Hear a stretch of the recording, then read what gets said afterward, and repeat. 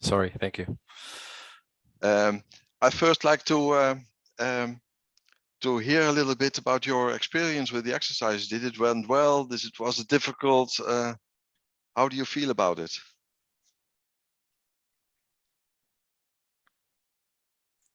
Now would be a great time to open your microphones. And give me some feedback. Yes, please. Any kind of feedback is welcomed. It was okay. Not very. It's okay. Okay. Okay. Is that the general feeling? Okay. So let's go over. And yesterday I was running a course on site, and we didn't have enough time to do the exercises, so we put the exercises on as homework as well, and we will discuss them on a Friday morning when I come back there the next time. And I basically said to them, it will be interactive, so if nobody stands up to as a volunteer to help us and talk us through an exercise, I will actually select volunteers.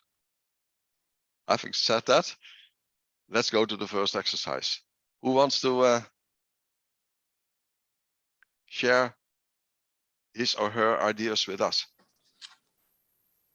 So if it's the positive ionization mode, then I guess the 222, 227 is actually the sodium and the ammonium ion adducts, because there's a 5 Dalton difference.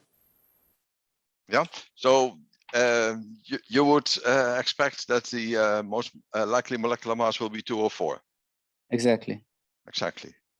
Do you all agree on that? Because we do democracy here, as you understand. Yes. Yes. Yeah. Right. Okay, so you all came to the conclusion that due to the difference of 5, you must have an ammoniated molecule and a sodiated molecule. So this is the solution what we have in this case. Yeah. Okay, I like that. Okay, let's move on to number 2 then. Unless there are questions, of course, and if there are questions, you just jump in and start asking questions. So somebody else for the second one?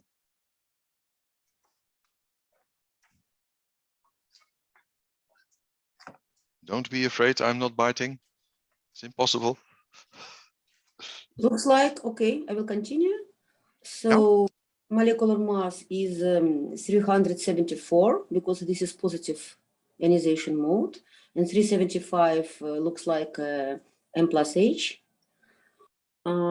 If to consider that 51.06 is 100%, we think that this, I think that the mass, next mass, 376, is approximately 16.6% will be. Therefore, because the first isotope is mostly impacted by carbon, I consider that they will be about 16%, 16 carbon atoms. And according to the composition, probably contains 2 bromine atoms, because we have A plus 2, and A plus 2 is much higher. And this isotope pattern looks like isotope pattern of compound containing 2 bromine atoms. But it's a positive mode. How can it be bromide? No, It's because it's a compound containing bromine. yes, compound containing 2 bromine. And if you would have a compound with bromine and some nitrogen atoms, it can be protonated, so it can be analyzed in positive ion mode without any problem. So what we see if we look at the basically at the pattern is that we must have 2 bromines, as indicated by Ilana, and that means that the 3 peaks we have, the 377, the 375, the 377, and the 379, are actually due to the 79,2 bromine, the 79,81 bromine, and the 81 bromine 2. And since the molecular mass is defined as being a monoisotopic mass, from the most abundant naturally occurring isotope, which is the 79 bromine. This must be the monoisotopic M plus H. So the mass must be one less, is 374. I have a question here. So what actually rejects the possibility that there is also, this is actually a sodium ion, because sodium is neutral for the isotopic pattern, so it would not affect what we see. Yeah, of course, what we could do is try to invent all kinds of other things and other possibilities, and that's certainly a possibility. But I would rather go for the easiest and most straightforward solution. And of course, without accurate mass, we cannot be sure. Yeah. So I don't want to. Let me basically say it like that. If you look at the exercises, don't invent all kinds of difficult things, because I try to keep everything simple. Because even when you keep it simple, it's already difficult enough. I also try to keep it simple until I started to work in mass spectrometry. Then I realized that. So I have a question. Why then 375 is not 100%? Why it's not the major? Because if you have the two bromines, having the 1-to-1 ratio between the 79 bromine and the 81 bromine, if you have two of these bromines, the pattern which you, sorry, I have to go this way. The pattern which you get is this one. I see. And then the monoisotopic peak is not the most abundant peak in your spectrum. And it's impossible to do it now. If you would be in the classroom, I could write it on the because the percentage is maintained. It's still 16.5% from 375 to 376, exactly as it is from 376. Exactly. Because in the compound where you have the two 79 bromines, you still have the same number of carbons as you have in the compound with the 79-81 bromine. Yeah. So what Ilana did was saying, okay, I want to calculate the maximum number of carbons. So what I will do is I will calculate how large the 376 would be if the 375 would be 100%. Yeah. And so what you do is you take 100 divided by the relative abundance of the 375 and multiply that by the relative abundance of the 376.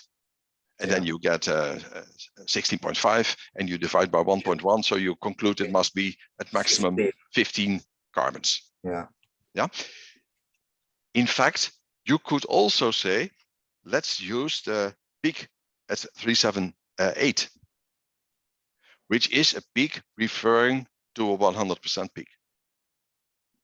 And then you take the 16.55, you divide by 1.1, and you still estimate the same 15 carbons. So there are, in fact, two ways of doing this in this particular case. Okay. Okay. I can go next. Yeah, okay. So in exercise 3, I think that the molecular mass is 3 to 4. And then in negative, the first 3 to 3 is M minus H, and the other one is minus formic acid, the 369. And in positive mode, it's M plus sodium. And the 369 is M minus H plus sodium, and then plus another sodium. So what's the molecular weight what you got? 3 to 4. No, it's not correct, right? It's 302. What? No, Yes. you started by saying you have the molecular mass is 324. Yes. Yeah. So basically, what you say is this.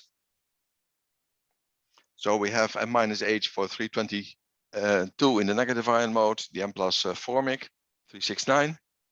And in the positive ion mode, we have the either the M plus sodium or the protonated sodium salt.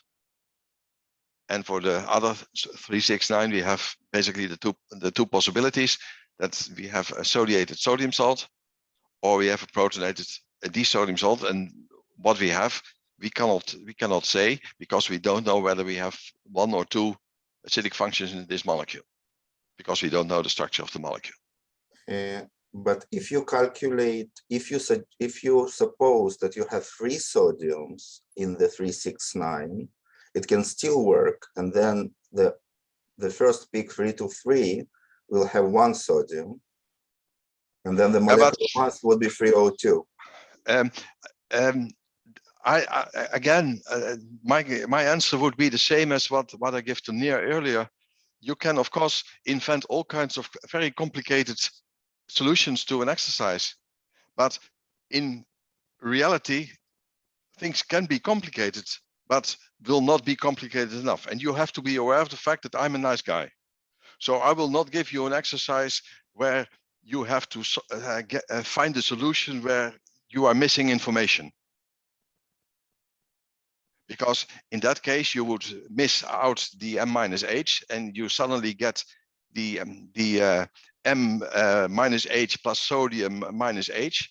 And then I will have difficulty in explaining the 369 in the negative ion mode, because it doesn't make sense anymore. But it can still be sodium, right?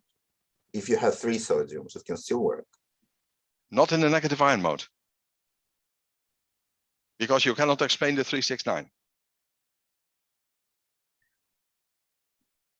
Because I've never seen the situation where I have a sodium salt with a formic acid adduct on. But you did show that there is you have protonated sodium salt in negative mode, right? So it's possible. I have deprotonated sodium salt. That's possible. Yeah. That's what I showed you yesterday in this example. Yeah. So this is a negative mode, right? You have plus 2 sodium. So you can, in theory, can also have 3 sodiums.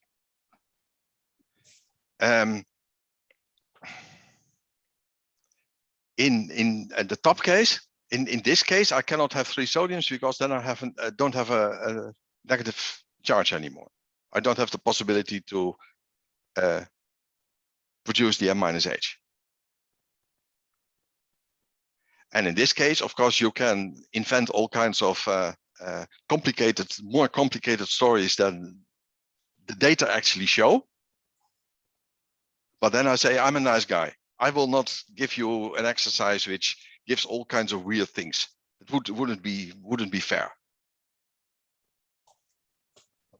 And I don't think you will be able to explain the 369 if you assume that the 322 is the M minus H plus sodium minus H.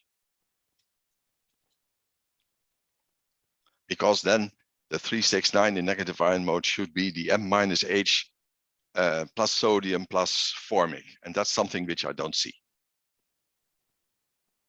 I've never seen. But of course, I'm still young, so it's still a possibility.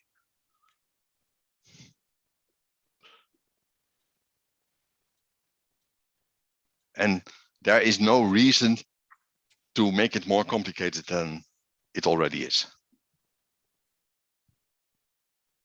Yeah. With that, I would like to proceed to the next one, which is this one.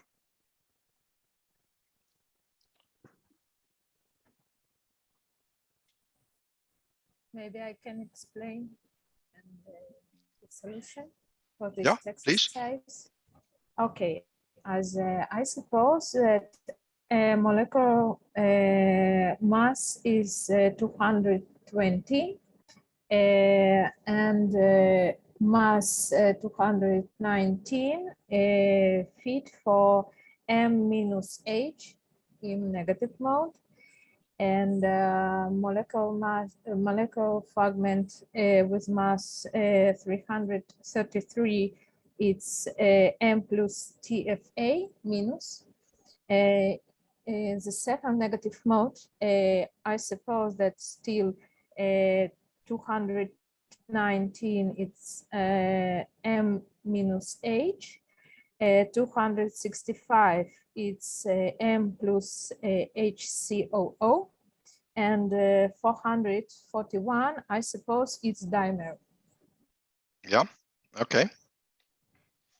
So if you say so, we can explain the 113 in the top spectrum as well, being the TFA minus. Yes. Yeah, and you see the isotope pattern. You also have to be aware of the fact that the 441, of course, is not the monoisotopic peak of the dimer, because if you have a molecular mass of 220, 2 times 220 minus 1 would be 439. But what you, of course, have, if you have the dimer, and this compound from the isotopic pattern, you can see you must have 2 chlorines in it. So the dimer will actually contain 4 chlorines. And this is the pattern you get for the 4 chlorines. And sorry, I shouldn't say it twice. The software puts the label on the highest peak in the cluster. So it puts it on 441. While in fact, the monoisotopic peak, of course, is the one sitting next to it, is the 439, which is 2 times 220 minus 1. Yeah. And then we have the 161, and I will go on a couple of pages. The 161. The 161 must be a fragment. Yes. It's... Yeah. And of course, we don't know what you don't know what the structure of the molecule is, but I do. I do, because I know what I'm doing. So the structure of the molecule is actually this, and in this in negative ion mode, this aromatic aliphatic ether, the aliphatic oxygen bond is very weak, so you can easily cleave this bond and keep the charge at this side of the molecule. So you get the dichlorophenoxy anion, which is the 161. Yeah, but for basically the solution to the exercise is the 161 must be a fragment. And we see this 161 basically all the time with this molecule. It's very difficult not to see it. But your story was correct with the interpretation of these data. Okay. And what is 161 then? I was just explaining the 161 is the fragment which we get. Sorry, yeah. Due to the cleavage of the bond. So it's the dichlorophenoxide anion, as it is officially called. I understand. Okay. So let's unless there are further questions, let's move on to number 5.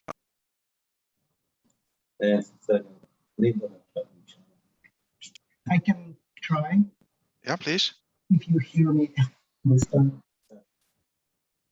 So I think the molecular weight will be 460, and in positive mode, what we get is N plus ammonia and N plus potassium.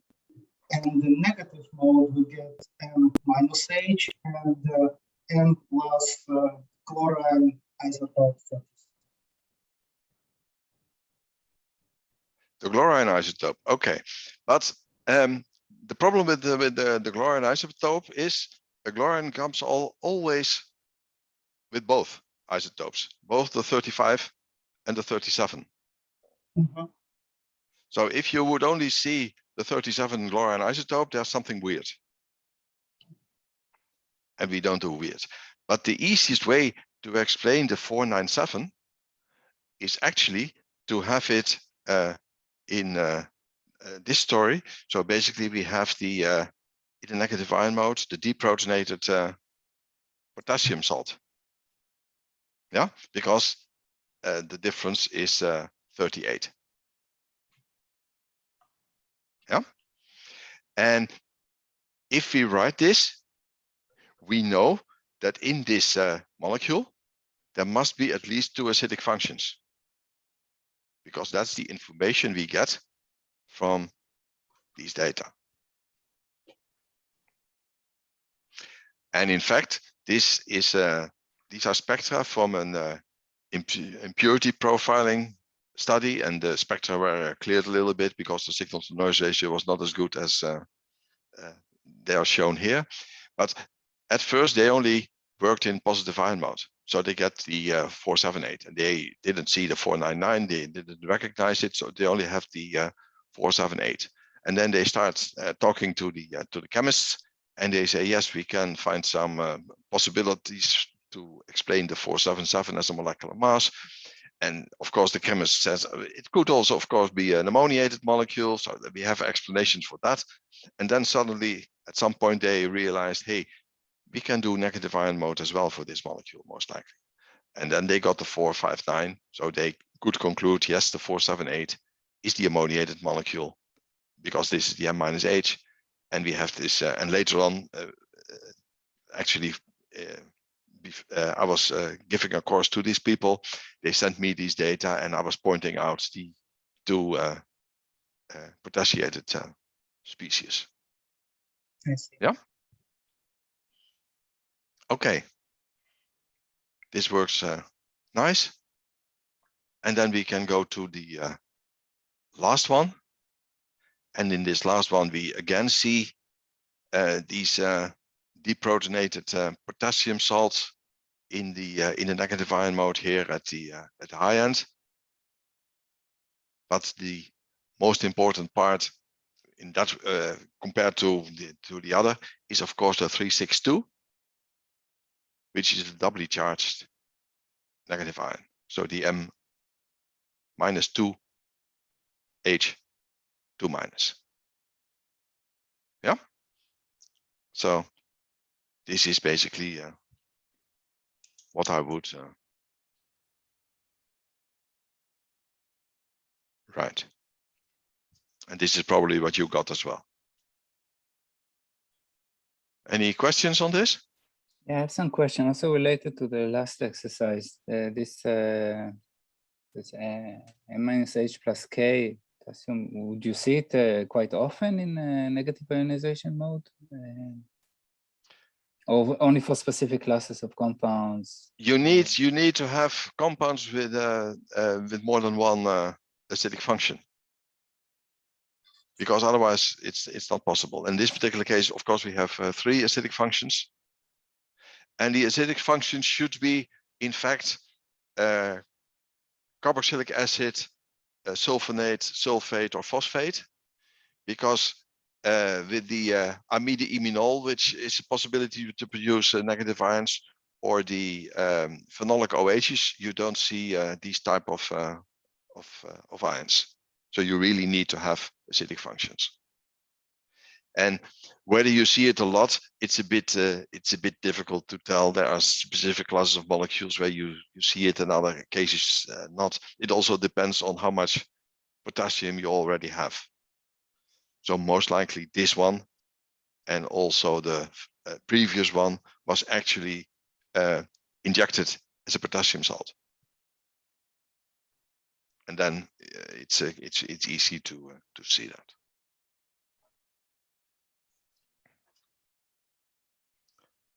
Okay.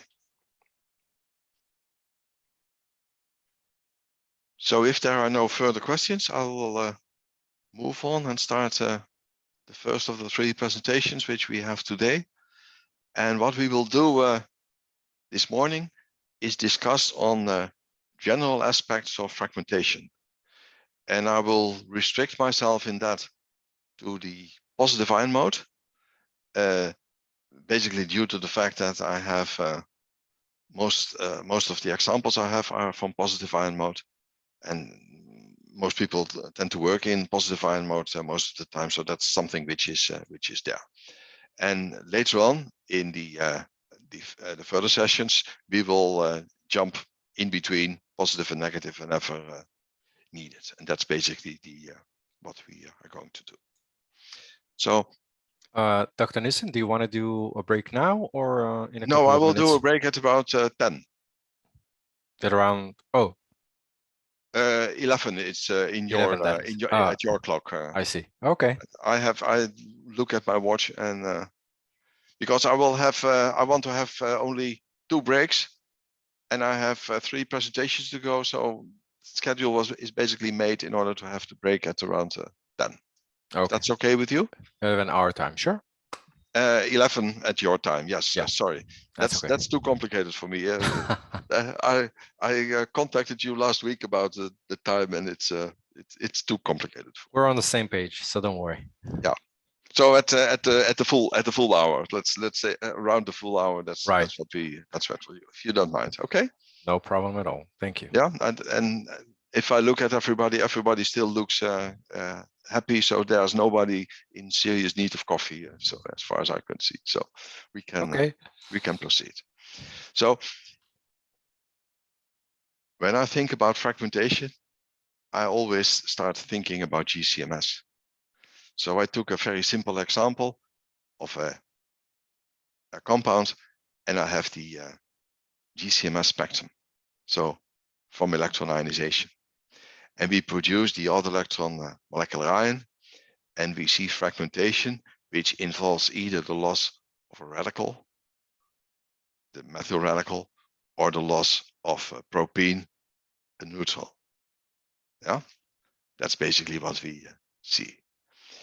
The MS spectra from electron ionization are highly reproducible and almost instrument dependent, which allows us to produce mass spectral libraries. And we have huge libraries with the EI spectra available. So if you combine NIST and Wiley libraries, you have libraries with over 1 million spectra and covering about 800,000 molecules. Later on, we will also discuss a little bit about LCMS libraries, and LCMS libraries are generally much smaller. Also, you should be aware of the fact that the fragmentation reactions in EI are generally well understood. A lot of fragmentation mechanisms have been resolved, and I refer to the book of Fred McLafferty and František Tureček, which is the interpretation of mass spectrometry. It seems to be an extremely old book, but it's, I would say, the best book around to study fragmentation. And later on, I will come back to this book and will show that perhaps it's not the best book to use in looking at fragmentation of protonated molecules. But still, I always recommend people to read this book because they can learn a lot about what ions actually are doing in the high vacuum gas phase. So in that respect, it's very useful. So if we would compare the electron ionization spectrum of this compound to the MSMS, the electrospray MSMS spectrum of it, the first thing which you see is we don't see the loss of the radical in this particular case. We only see the loss of the 42. And in this particular case, what I did is I acquired the spectrum by unit mass resolution of the precursor ion, so I don't see isotope peaks. While of course, since this is in source fragmentation, you have the isotopes here. You see the spectra are different, and that's important. And you can of course interpret the spectrum without any problem, and later on it will be easy for you to do. And actually we will modify the interpretation a little bit at some point. What we do to create that is we do MSMS, which means that from all the ions produced in the source, we select a certain precursor ion, we accelerate the precursor ion into a relatively high pressure collision cell. We have collisions. From the collisions, we gain internal energy, we get a fragmentation, and the product ions are sent to MS2 to do analysis, which can either be full spectrum analysis to get the product ion MSMS spectrum, or can be selected in selected ion mode, where we get selected reaction monitoring, which we use in quantitative analysis. So that's basically the story. And of course, what is suggested by the drawing is that we have a tandem quadrupole instrument, but in fact, you can also say, well, we could have an orbit trap or a time of flight at this point to have a hybrid instrument, so the QTOF or the Q orbit trap system. And we could also look at this from the ion trap perspective, where basically we would have the various steps in the process indicated taking place within the same space, but separated in time. So you first select, then you fragment, then you analyze the product ions. While in the beam instruments, of course, it's everything going at the same time, and that's the important difference. There are basically different ways of acquiring the MSMS spectra. In all cases, you will use unit mass resolution or worse in selection of your precursor ion. So if you do unit mass selection of the precursor ion in MS1, in this particular case, the MSMS spectrum will not contain the isotope information. And this is the way we normally acquire spectra in tandem quadrupole instruments and also for selective reaction monitoring quantitative analysis. In high resolution instruments like QTOFs and orbit traps, we frequently use degraded resolution on the precursor ion, and that allows us to get the isotope peaks in, so we actually see the isotope information in the spectrum. And you can, in principle, we do that to get a better response. And in my perspective, each of the ways in acquiring the spectrum has its advantages and disadvantages, and that's something which is there to see and to be aware of. In the process of generating fragmentation, we use collision-induced dissociation. And you should be aware of the fact that collision-induced dissociation, CID, is a fundamental two-step process, where you first have collision activation, which goes extremely fast.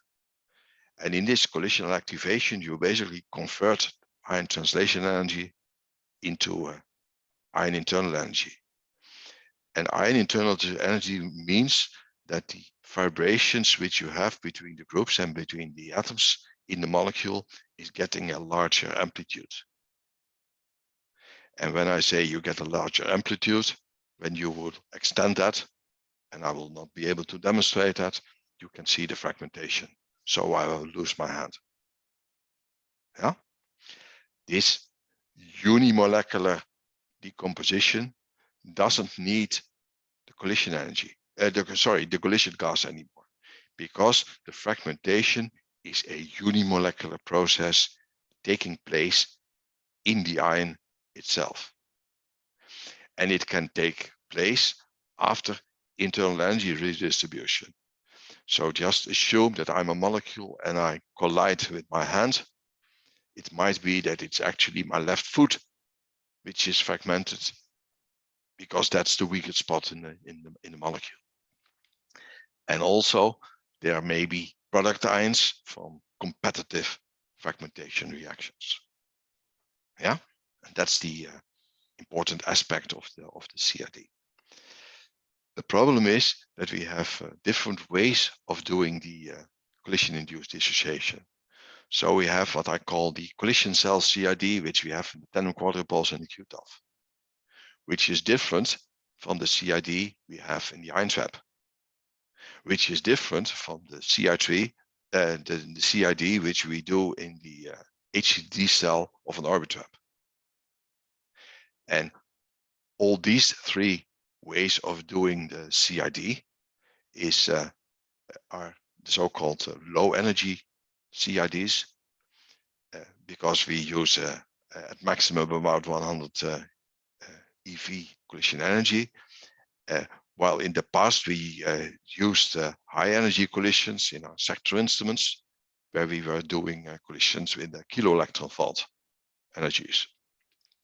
And in that particular case, you can open up far more fragmentation pathways, so your spectra will be more complicated, will contain more information.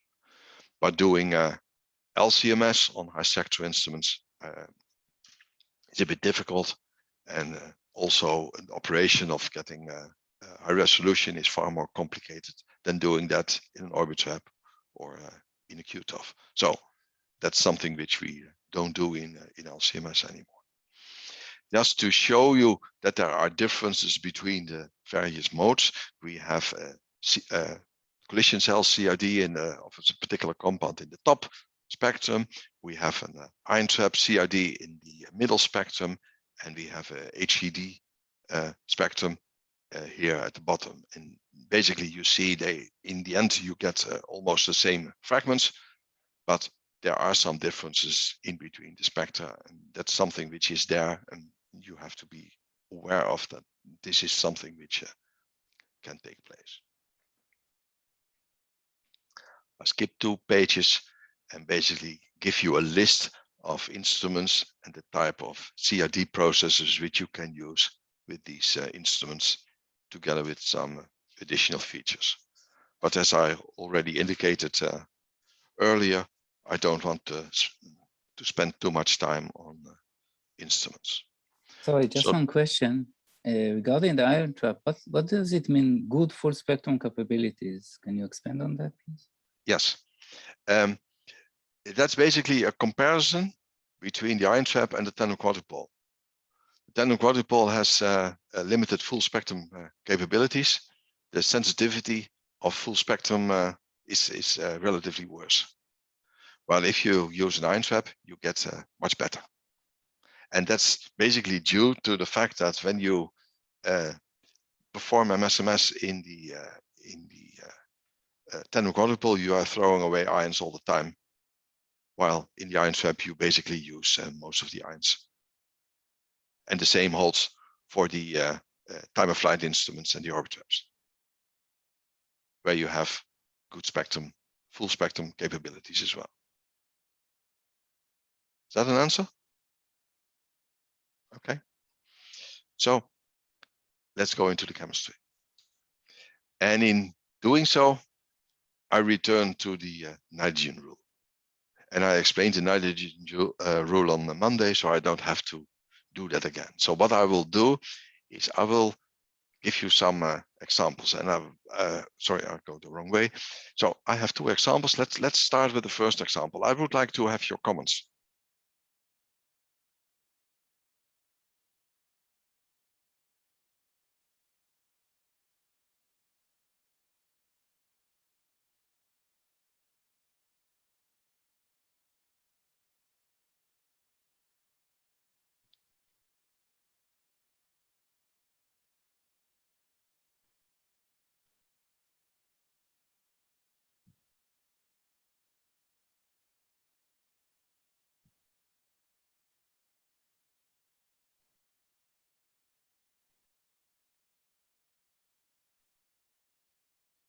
No comments?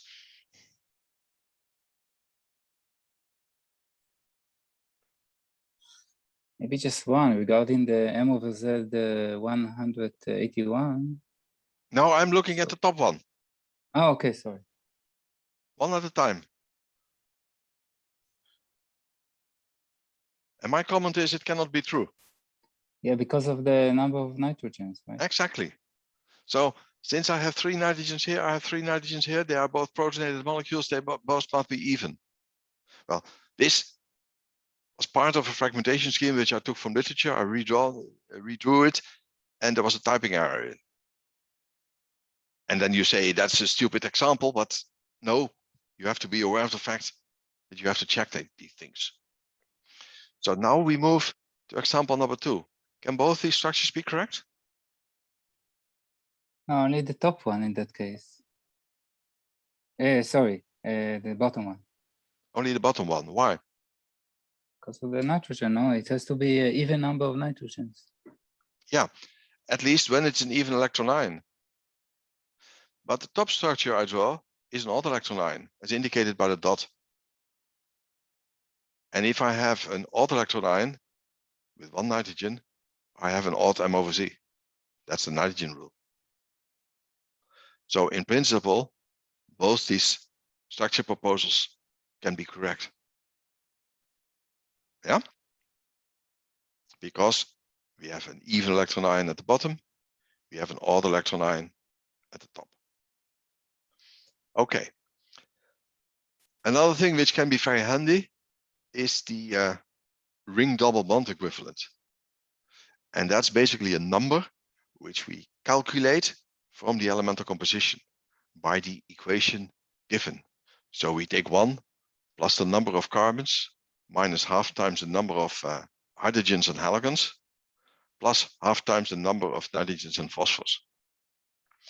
And the number which we get, the RDBE, corresponds to the number of double bonds and rings, the number of unsaturations in the molecule. And probably some of you are familiar with that. And if you perform the calculation on a molecule or on an odd electron ion, you get an integer value. Whereas if you perform the calculation on an even electron ion, so a protonated or deprotonated molecule or an even electron ion fragment ion, you get a value ending at 0.5. And in fact, the protonated molecule shows a value which is half a unit lower than that of the corresponding molecule. Yeah. And for those of you who work with accurate mass instruments and perform elemental composition calculations, then the RDB is always calculated, and it allows you to differentiate between odd and even electron ions. And you will, we have seen this example yesterday, and there I said, well, since we have a protonated molecule in this particular case, we can throw away all possible solutions where we have an integer RDBE. That's the page from yesterday, or Monday, I should say. So you should be aware of the fact that the calculation of the RDBE is the most difficult calculation which we do in this course, but one. And then, of course, you first want to know what is the most difficult calculation. That is, I give you a structure and you calculate the mass. And if you don't believe me, that's the most difficult one. I will draw you a spheroid and have you calculate the mass, and I get 5 or 6 different answers. Yeah, so let's just calculate the RDBE for the first molecule, just only the first. So what do you get?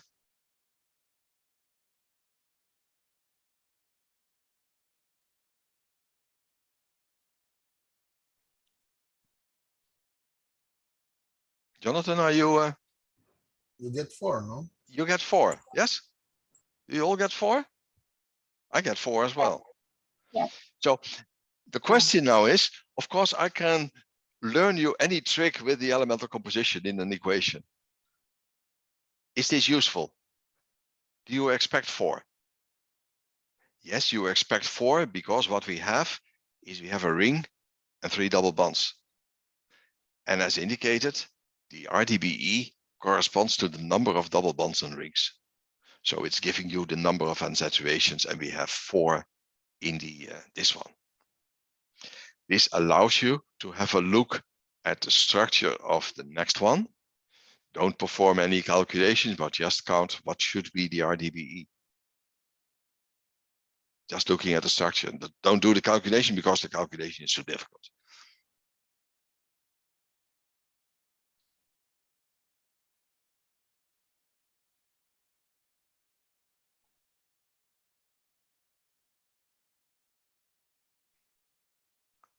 So what do we get in this case?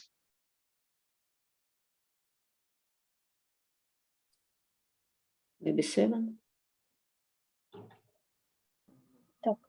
9. 9. I would expect 9 because we have 3 double bonds here, we have 3 double bonds here, and we have 1, 2, 3 rings. Yeah, and quite often some people say, well, we get 8, and they say this is not a ring. But if this would not be a ring, then one of these oxygen and carbon bonds would not be there. That means there will be an additional hydrogen on the oxygen, there will be an additional hydrogen on this. So actually you move from 9 to 8. So what we have is 9.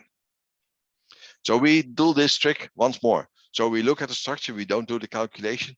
What is the RDBE of the next one?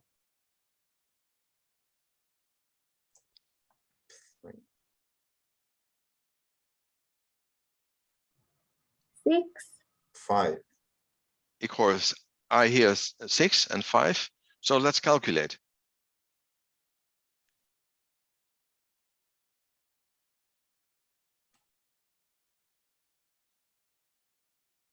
And if I calculate, I get 4. Why is that? Well, there's no sulfur, there's no oxygen in the equation. That means that the RDBE is not capable of dealing with the different valency states of sulfur.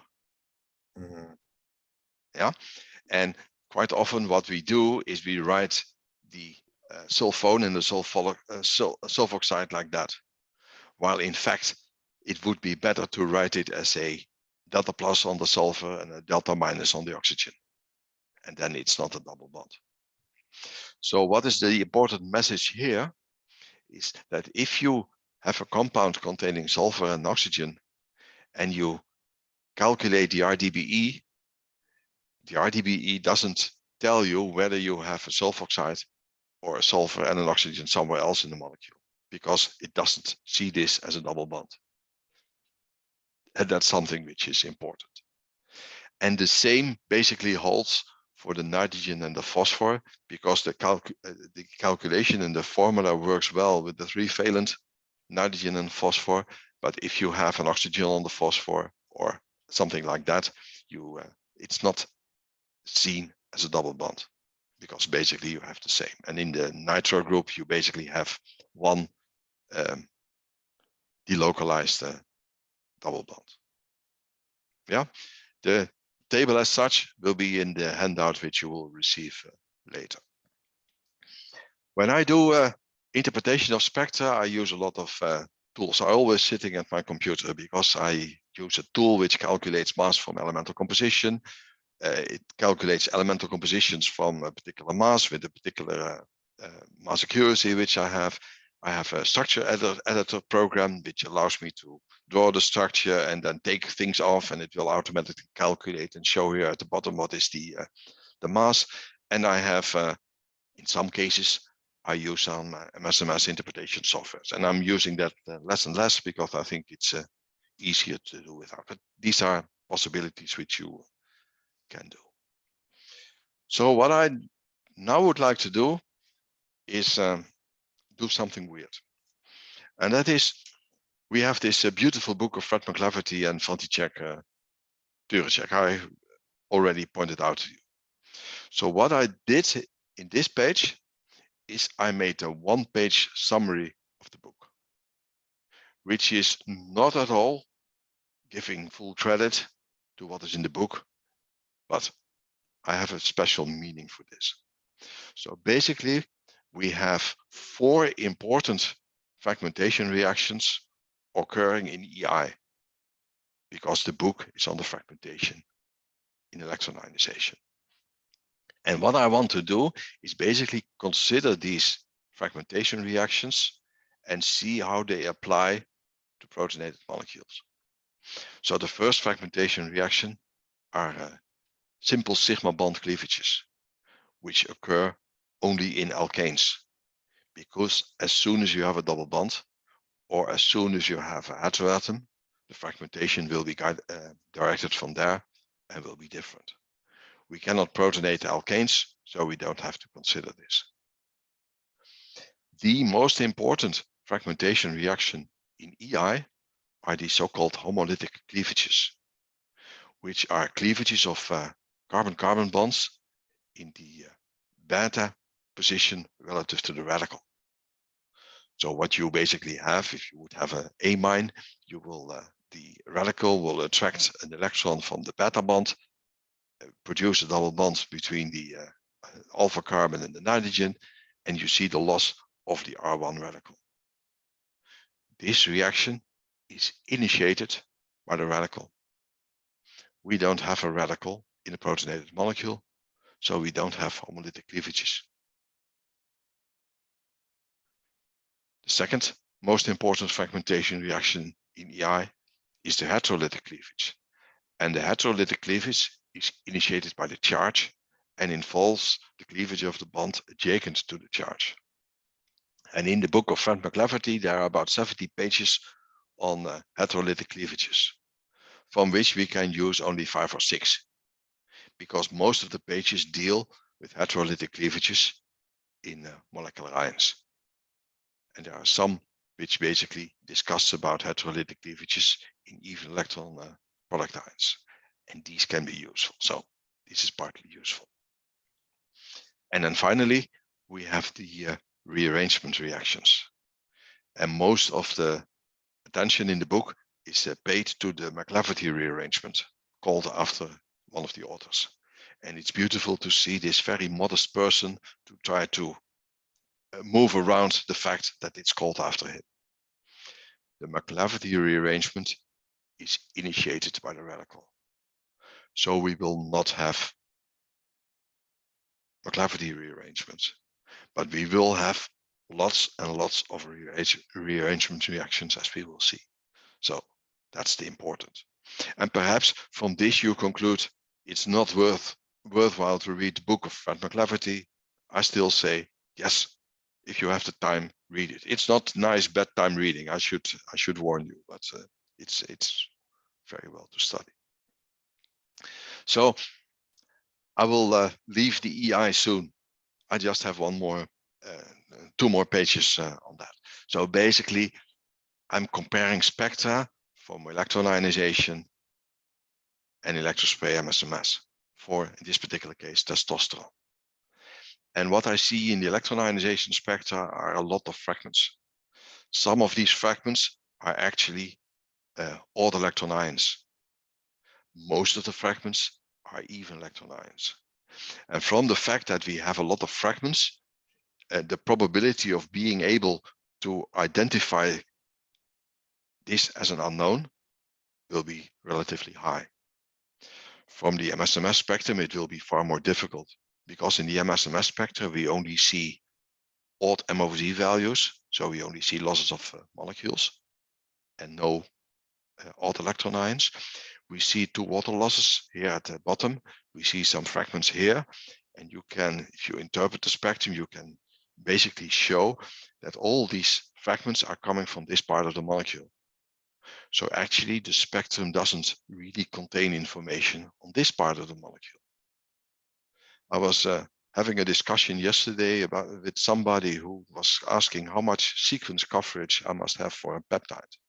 And we were discussing, and then basically at certain stages, quite often we don't have full structure coverage in MSMS either.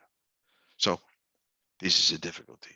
So for structural elucidation, perhaps electron ionization would be a better choice. But of course, most of the molecules we would like to analyze via LC-MS cannot be ionized by electron ionization, simply because they will fall apart completely. So one of the things which we learn from this is that in electron ionization, we can have from the odd electron molecular ion, we can have either the loss of a radical or the loss of a molecule. With respect to the fragmentation of even electron ions, so the M+H or the M-H, we have to deal with the parity or even electron rule, which basically tells that the loss of a radical from an even electron ion is a forbidden fragmentation. It's against the even electron rule, it's against the parity rule. Basically, it says you are not allowed to take apart 2 electrons from an electron pair.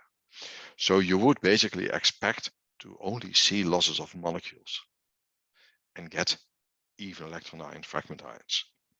And that's basically what we see in the testosterone spectrum. This allows us to go back to our nitrotyrosine example before, where we had 2 explanations for the M/Z 181. So from what we've just learned, we have to conclude that only the lower structure can be correct, because that's the even electron ion, and the loss of the radical is not forbidden. It is forbidden.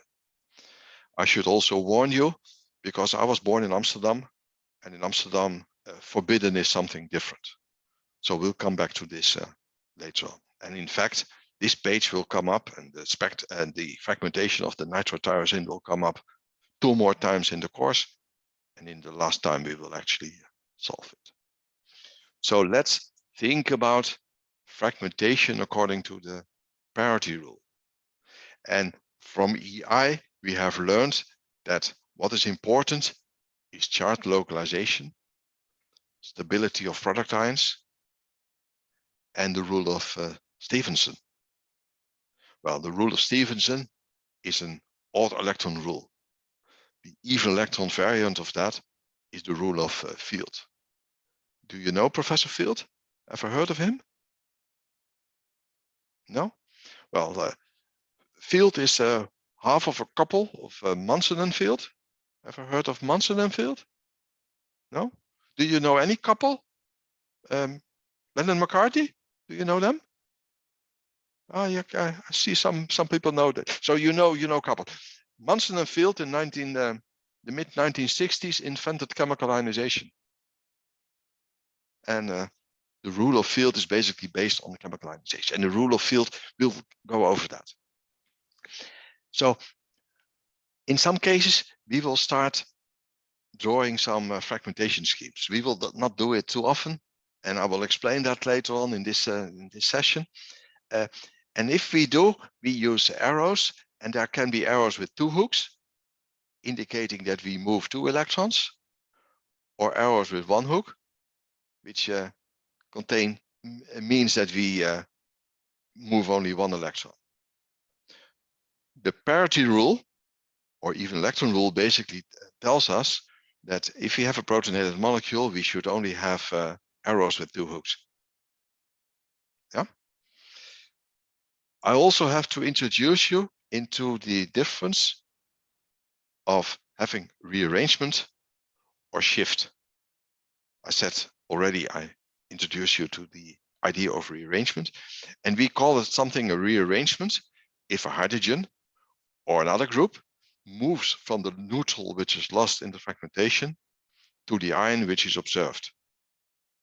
When it's going the other way around, so when a hydrogen is moving to the neutral, we call it a shift.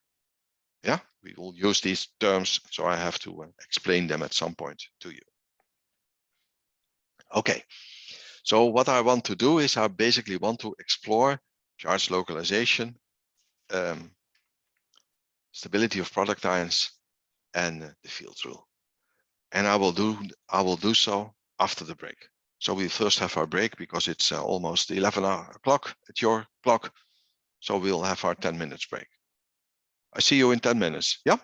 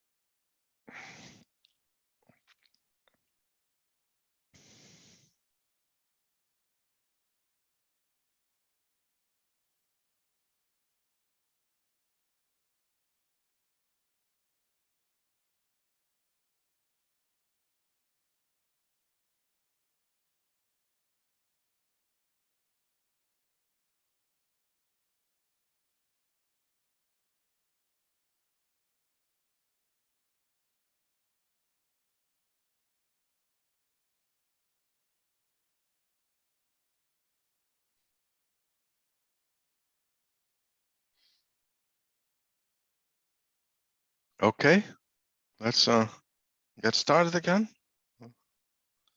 Hope you all come back.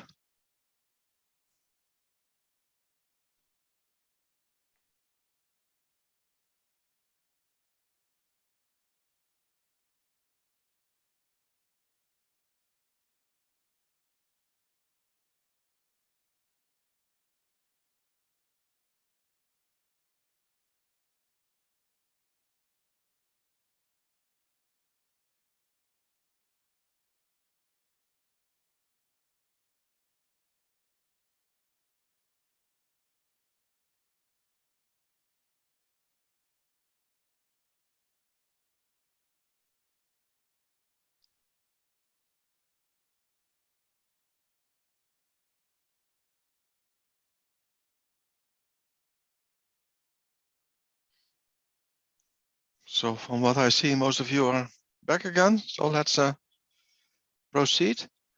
And when we proceed, we basically explore these 3 points in the unimolecular fragmentation according to the parity rule.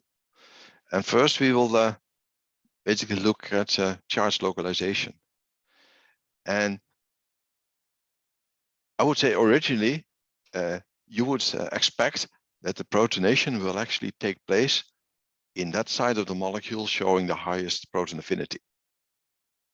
So that means that if we look at the amino acid, you would expect to have a charge sitting on the nitrogen on the amino function.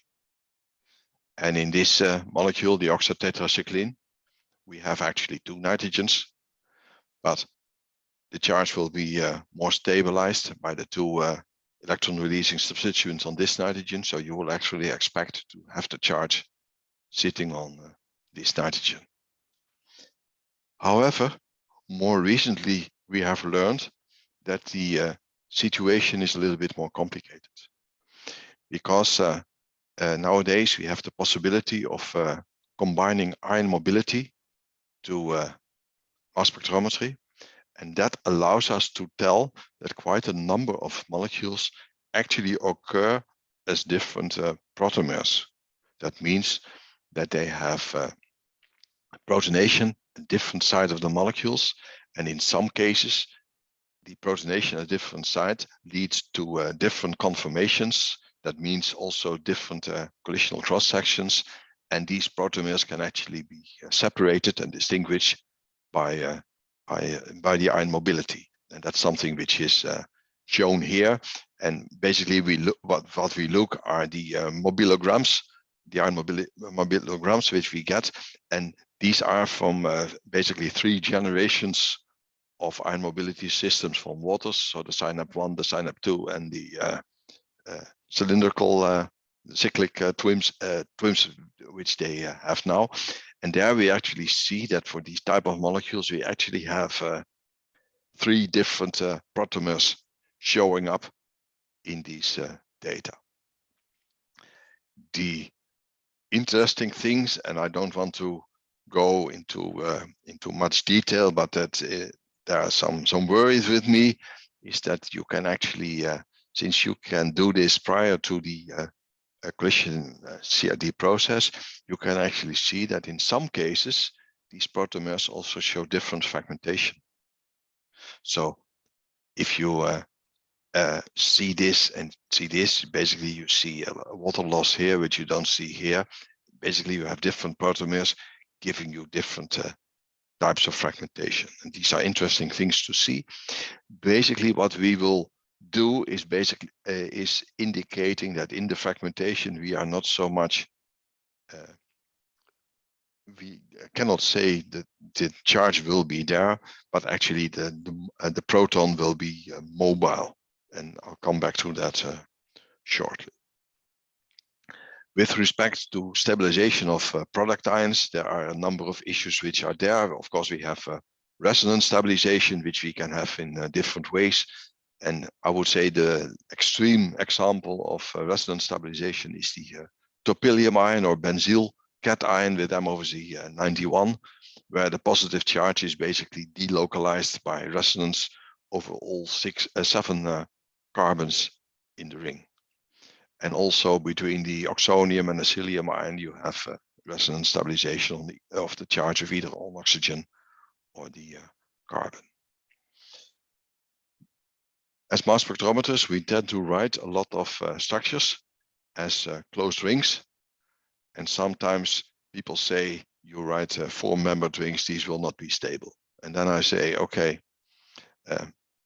I fully agree, they might not be stable, but I don't know how to write it differently unless I have to rebuild the complete molecule. And I don't think that's something which is happening.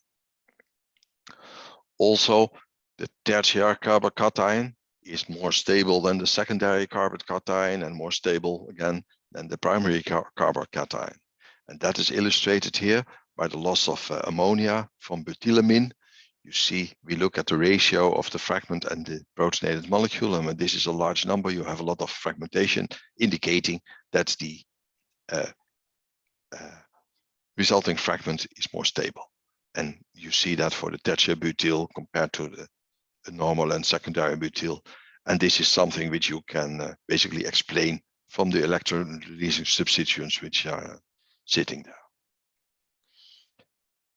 The rule of field tells you that the loss of neutral molecules with low proton affinity is preferred in inductive cleavages. And that basically means that what you will see is you will see charge retention at the part with a higher proton affinity. And I quite often tend to look at a lot of fragmentation process of protonated molecules in this way, that I say, I have a molecule and I have this heteroatom sitting there. And I have the proton sitting at this heteroatom. And this induces basically the fragmentation. So I can cleave the bond between the heteroatom and the carbon. So I have, what I get in the fragmentation are 2 molecular species which will fight or negotiate depending on your level of pacifism. So for me, negotiate for the charge. And if this part has the highest proton affinity, the charge will go there. If this part has the highest proton affinity, the charge will go there. Ideally, in terms of structural elucidation, you would have 2 parts with similar proton affinity. So basically they will share. You will see both fragment ions, perhaps in different relative abundances, but they both show up. Yeah, and that's the idea. And the fact that you see the loss of the part with a low proton affinity more easily is indicated here at the bottom, where we basically see that there's a clear correlation between the extent of fragmentation in losing ammonia, benzene, H2S, H2O, or HI, to the proton affinity of the leaving group, where HI is the lowest one, ammonia is the highest one. So that's basically what we see. Another example of this rule of field can be demonstrated by the fragmentation of trimethoprim, which can shows cleavage either on this side of the CH2 or at that side of the CH2 with charge retention on either this side or that side, leading to these 2 fragment ions. And if you look in the spectrum, you see that the 123 is much more abundant than the 181, which basically can be correlated to the fact that the proton affinity of this part is much higher than the proton affinity of that part. So the proton likes to sit more readily on this side. The charge will sit more readily on that side than on the other side. And in order to help you a little bit in getting some feeling for proton affinity, I've made a table with some simple molecules showing a range of proton affinities, and that if you study this in some detail and some carefully, you will see some typical effects which you see in proton affinity. And if you want to have more extensive tables, these are available in the references which are indicated. So what we are going to do is we are going to basically look at fragmentation. And you should be aware of the fact that this course was built from experience. So my rules are empirical rules which have been tested and which stand up testing and playing around with it quite a lot. And I will show you a lot of examples of that and the things which are going on. So I have a whole, at a certain stage, I've made a whole list of typical fragmentation reactions which we had, which I actually started making when I was finishing one of my books. And this is the book, and these rules are there, and they're also in the course. So we will see all these type of fragmentation reactions while we proceed through the course. So I would like to start with perhaps what you could say is the easiest fragmentation which we have. And that is the cleavage of a bond between a carbon and a heteroatom. And I will illustrate the story with the fragmentation of a tertiary amine. And in the tertiary amine, you basically can have two different fragmentation reactions involving the cleavage of the nitrogen carbon bond. The first is an inductive cleavage, which involves charge migration. So what we actually get is two electrons are moving from the nitrogen carbon bond to the nitrogen, which means that the charge is migrating to the carbon. You see the loss of the secondary amine, and you create the alkyl cation. And for various purposes, I tend to write sometimes the alkyl cation as the protonated alkene. And soon you will understand why I do this. Yeah, so that's basically what we see. If this would just be a simple tertiary amine, you would say, according to Field, this reaction will not take place, because the proton affinity of this part is much higher than the proton affinity of that part. So charge will not go to the other side, it will stay on the nitrogen. But in a real molecule, I would say, you might actually have some additional proton affinity in the R3. So that is the reason why you might see this. And we will see examples of this, and you will understand what I mean in more detail later on. The other fragmentation reaction which we have also involves the cleavage of a nitrogen carbon bond.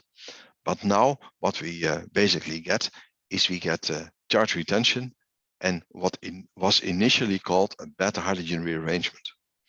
So what we actually have is a four-center fragmentation mechanism where we have simultaneous cleavage of two bonds and creation of two new bonds. So we move two electrons there, we move two electrons there, which means that we basically rearrange the beta hydrogen to the nitrogen. So we get the protonated secondary amine, and what we lose is the alkylane. Yeah. I said it was initially described as being a beta hydrogen rearrangement. So if you look at this and if this mechanism would be true, it's very easy to prove it. Because if you would produce an analog with two deuteriums on the beta carbon, and the beta hydrogen rearrangement would be correct, then if you look at the fragmentation of the deuterated, so the labeled species, you will see a 1 unit shift of this one, because then the deuterium is moved to the nitrogen. And when you perform the experiment with the labeling on the beta, you will see that about 50% of the fragments contain the deuterium, the other 50% not, indicating that the fragmentation is more complicated. So if you start labeling on other positions, alpha position or gamma position, you also see hydrogen rearrangements from these positions. This tells us that the actual fragmentation mechanism in this particular fragmentation is far more complicated than simply a four-center mechanism as written like this. So there are multiple pathways in doing this. And I frequently say, this is the easiest fragmentation which we have. That means that quite often we cannot really write conclusively a fragmentation mechanism for a certain fragmentation of the M plus H. So that's why I don't do it too often. And I have a different, more pragmatic approach to it. Yeah. Okay. We'll explore that in more detail. If I would take the two fragmentation reactions and put them on one page, you basically see that what we create are what we call complementary product ions. So either one side of the molecule or the other side of the molecule. And if you would have sufficient proton affinity in the R3, you will actually see both these fragment ions. And if you see them, the sum of the M over Z values of the two ions equals the M over Z of the M plus H plus 1. And relative abundances of these ions will be determined by the rule of field. So that's basically what we have. And this type of fragmentation, so leading to complementary fragments, you do not only see with amines, but also with esters, with ethers, with amides, and with a number of other structures. And each time the chorus is the sum of the M over Z values of the two ions equals the M over Z of the M plus H plus 1. And the plus 1 comes from the fact that if we go back to this page, this particular hydrogen is both sitting in this fragment and in this fragment. So it's actually counting twice because of the hydrogen rearrangement which we have. Is this all there is? No, there is far more. So one of the things which we can see, again, in these tertiary amines is an alternative fragmentation involving the cleavage of the alpha-beta carbon-carbon bond. So instead of cutting the nitrogen-carbon bond, we are now cutting the carbon-carbon bond in the alpha-beta position. And that means that what we basically get is we get a iminium ion, and we see the loss of an alkane, one carbon shorter than what's sitting on the nitrogen. So we get this imine. And in order to do this, we have to cleave a carbon-carbon bond, which is energetically less favorable than cutting the carbon heteroatom bond in the protonated molecule. So in general, there must be a good reason for doing that. And reasons for doing that could be the molecule doesn't know what else to do with its energy, or the double bond created in the imine is stabilized by resonance by other parts in this structure. Yeah. If I see this structure, I immediately brought back into the book of Fred McClafferty, because we see these type of fragments from amines in EI as well. And then we can actually see secondary fragmentation of the amines, again imvolving the cleavage of an alpha-beta carbon-carbon bond and a hydrogen rearrangement. So we can write this imine like this or like that. And what we actually see is a gamma hydrogen rearrangement. At least that's the way we write it, and it is consistent with what we actually see. So we see a gamma hydrogen rearrangement to the carbon involving a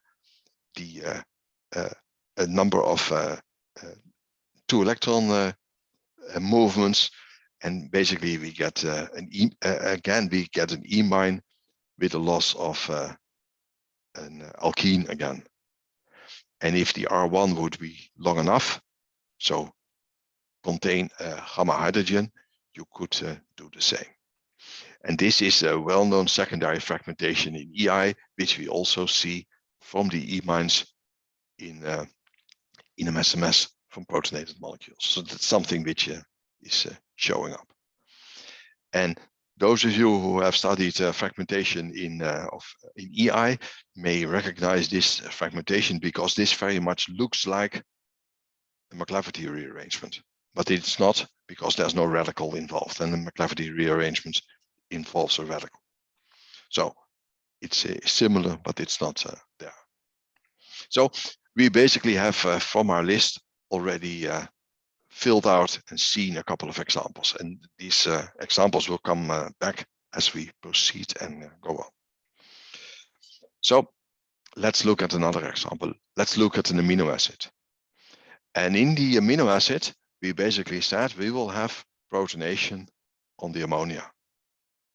So if you have protonation on the ammonia, you basically, from the idea of charge localized charge-directed fragmentation, expect to see the cleavage of the nitrogen carbon bond.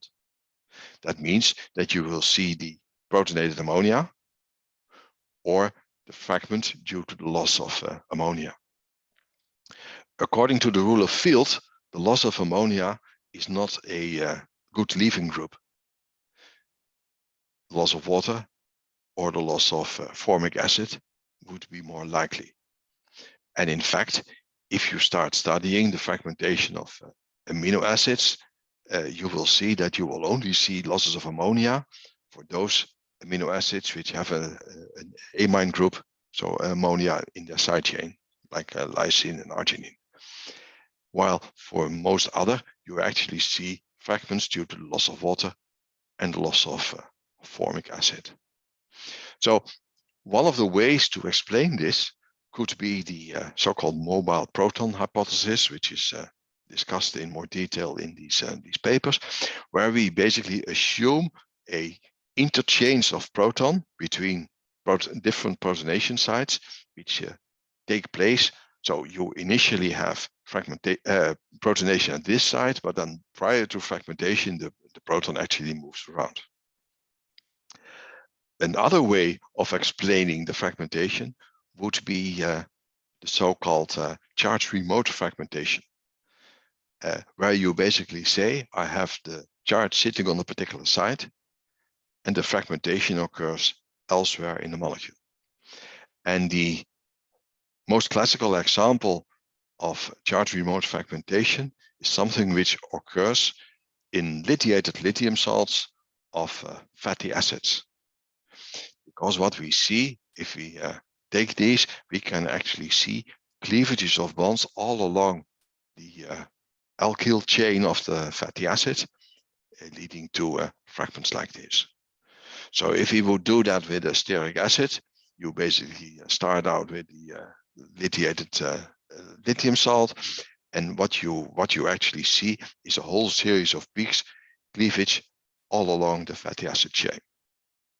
And you immediately realize that if you would have a double bond somewhere there, you should be able to find this out, and with some practice you can actually see, because the cleavage will not occur at the double bond. So what we actually see is we see some dips in these spectra. Unfortunately, these type of charge remote fragmentation are very easy to produce at high energy collisions, but not that easy in the CID we normally do in our instruments nowadays. So you should not immediately think this is a way to find out a double bond position by doing it in a Q-TOF type of instrument or something like that, because it's more complicated. So having the two mechanisms of mobile proton or charge remote fragmentation, I would actually like to explore the possibilities. Is this something which we could get a finger on? Does the mobile proton actually occurs? And in order to do so, what I'm going to do is I'm going to look at the fragmentation of oxytetracycline. And the primary fragmentation which you get is either the loss of water or the loss of ammonia. And the most abundant product ion is actually involving the loss of both water and ammonia.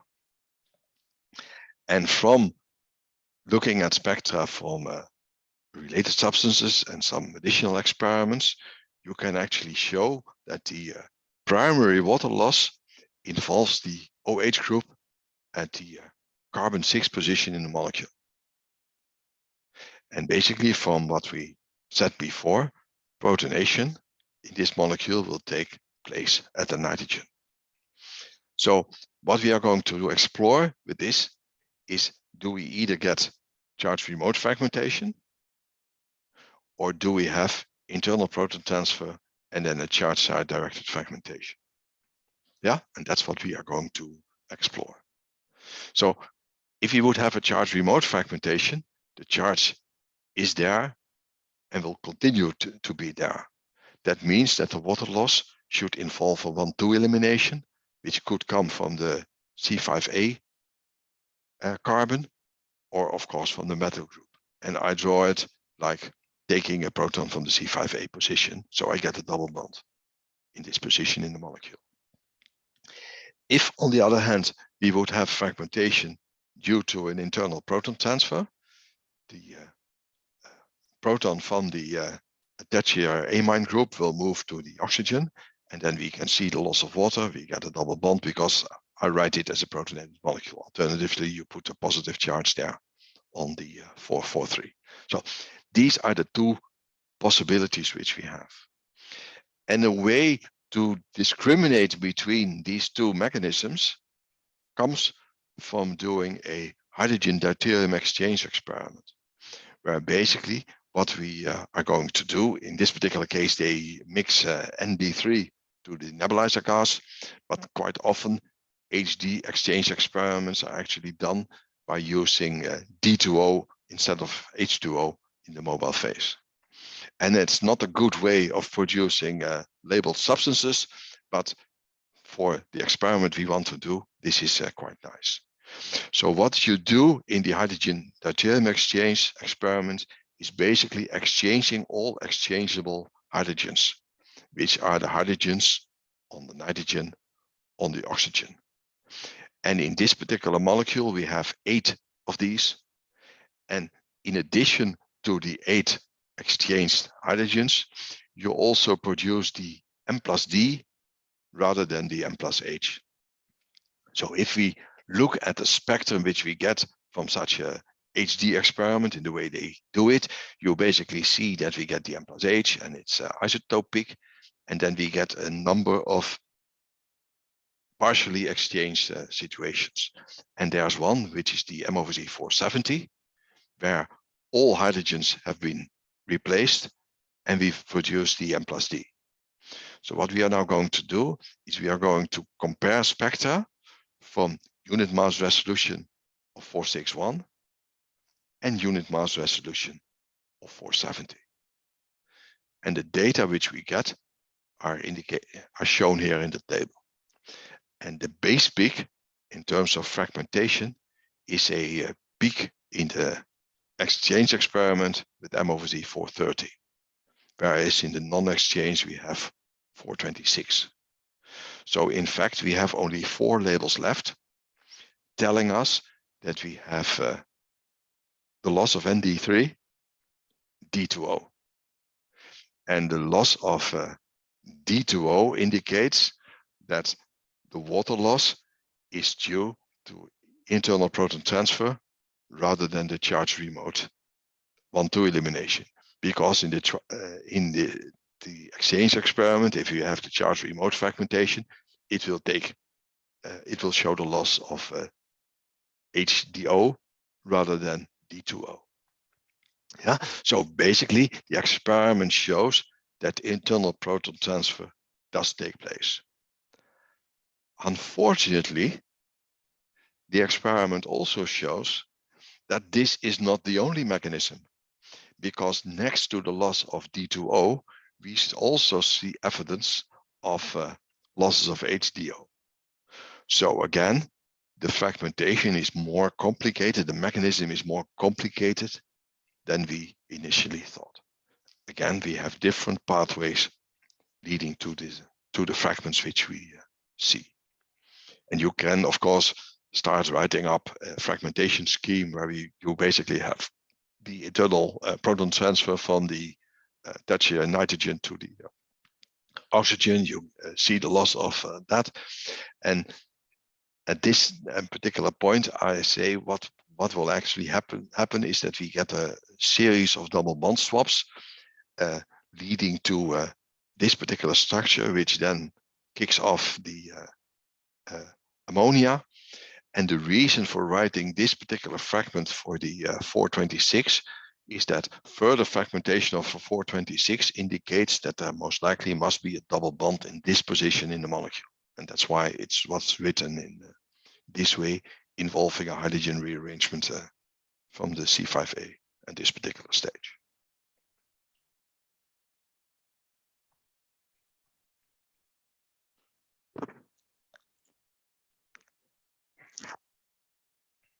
I need some mobile phase. That's what you have if you do LCMS. Okay. So now you have to make sure that nobody is listening in, because I have to talk about forbidden things. We are going to discuss about homolytic cleavages, that is, losses of radicals from even electron ions. And basically we said, according to the parity rule, it's a forbidden fragmentation. Well, some 14 years ago or so,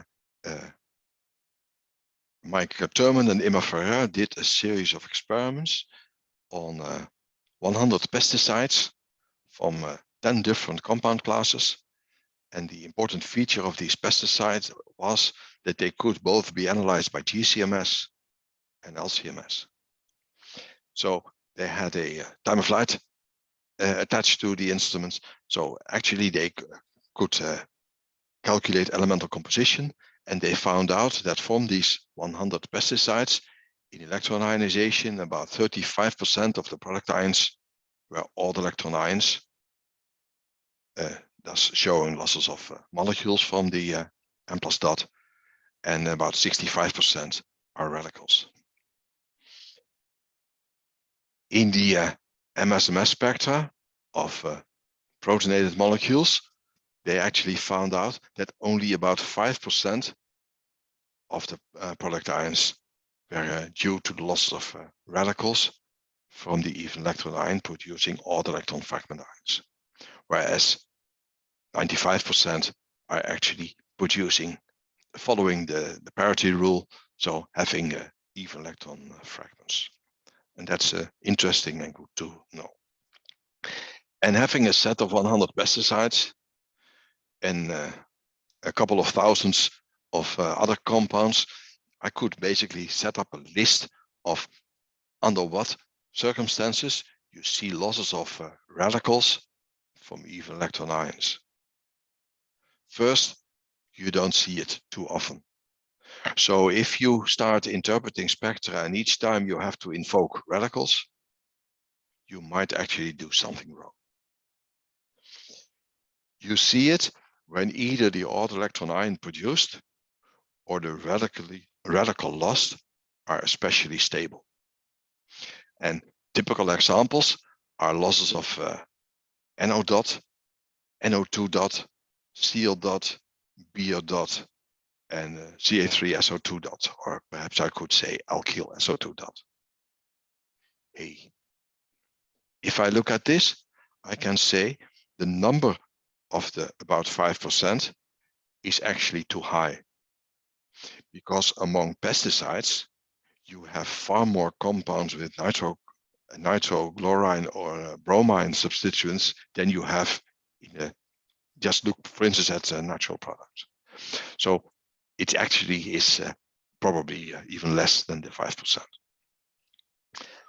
Other radicals which you losses which you can see are losses of methyl radicals or methoxy radicals from aromatic methoxy compounds.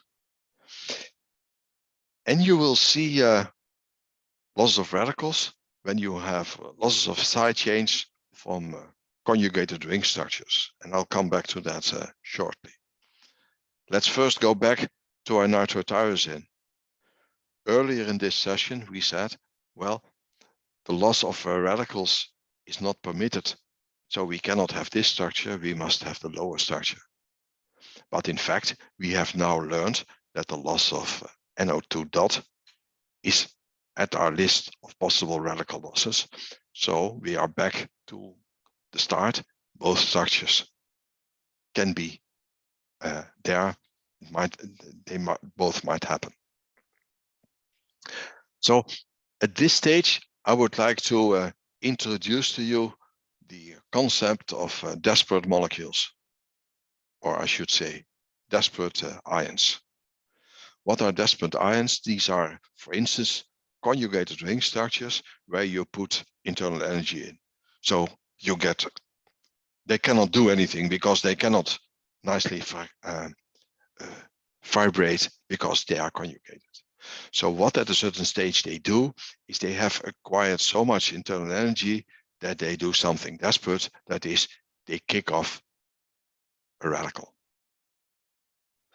And you see the loss of 15, and the loss of 15 can only be the loss of Ca3 dot. So that's what we see. The rest of the fragmentation is basically EI fragmentation of the odd electron ion 199. Yeah, we have two different metal substituents, so you would actually like to know which of the two gives you the fragmentation. And for that, we can take advantage of some labeled substances which is there. So there is a D3 labeled analog where the nitrogen metal substituent has been labeled. And in the MSMS spectrum of the 217, so the labeled substances, you also see the product ion 199, indicating, yes, it is indeed the nitrogen methyl substituent which is lost as a radical in this particular case, and not that one from the ring. And that's something which we can conclude from this labeling studies. And later on, when we proceed, we will use labeling every now and then to try to explain what is going on in terms of our fragmentation. But for now, we just see, yes, we can have radical losses. This is something which can occur, and we'll have to deal with that. In the back of your manual, your course manual, you actually have a set of tables. And these tables are tables for characteristic fragment ions and characteristic neutral losses for either positive ion and negative ion. And this set of tables was initially published in the book, which I wrote together with Ricardo Correa. And the version which is in your course manual is actually an updated version because there are some things which have been added. And basically, this is the first of the 4 tables which you have showing characteristic neutral losses in positive ion mode. And each time what you see is you have a particular neutral loss in either nominal value or exact value. The formula is given, as well as the situations, functional groups, and compound classes where you see this type of fragmentation. And this table goes on quite long because we have a number of pages. And then at a certain stage, if you proceed on, you will get tables with characteristic fragment ions, which you can see in the product in the positive ions. And basically the same information is there for these product ions. The reason for showing the tables is dual. At first, you can use this table to stimulate your creativity. Hey, is this something which can be lost? Yes, this is something which can be lost. At the same time, the tables are there to limit and restrict your creativity. Because if you take something off a molecule, or a protonated or deprotonated molecule, which is not in the table, it might be less likely. Let me say it like that.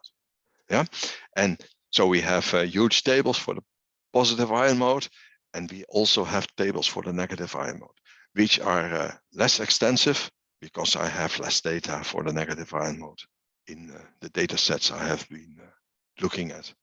and there. And these are in the back of your manual, so it's very easy for you to find them at a later stage if you want to proceed in anything with that. Any questions? Are there any references?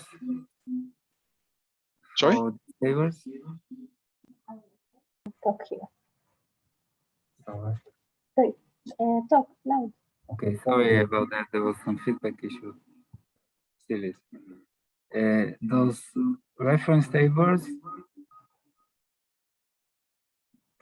do they have some references, or everything is just not just, but these tables are they are personal set about by studying hundreds and hundreds of spectra and seeing what is going on. And basically, it's you could say it's the precipitate of this course, and also the precipitate of writing my book, where I basically studied hundreds and hundreds of compounds and see what is there. And in addition, I have seen in the I started doing MSMS in 1986, and I have always been looking at what do I see, what do I get, and this is all put together in these tables. Yes, So thanks. based Just on to know if we need to give a reference in one publication, then there is. Yeah, well, the reference to the publication would be the reference to the book, because that's where the table comes from. Except that there are some entries in the tables which you have in the course manual, which are not in the book, because the table is growing when I proceed and interpret more and more spectra. And in the in 2020, between mid-March and mid-October, I was not running any courses because of the Corona pandemic. And I was actually studying a lot of MSMS data, published some review papers on various compound classes. And from this type of information, I have updated these tables. Yeah. So references. Actually, I have another question. So getting back to the slides, like that you basically the first slide on the protonation preferences.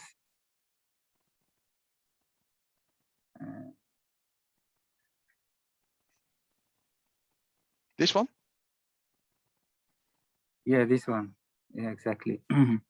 So I know that it's quite basic, but can you just elaborate on the first item, protonation site with highest proton affinity? So that is in terms of the list is in terms of preferences. So the amide will be the last one or the first one. So the numbers are. In principle, perhaps I should say initially, I believed that the protonation in a molecule with multiple functional groups will take place on the site with the highest proton affinity.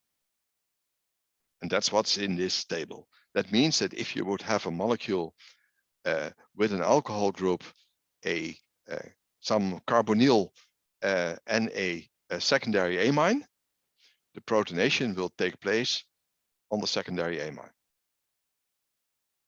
Yeah, that's the initial thought, and that's the thought which I carried around for most of my career. Nowadays, I have to get rid of this idea, and that's simply due to the fact that we have experimentally demonstrated that lots of molecules can show more than one protomer, indicating that you have different protonation sites in molecules.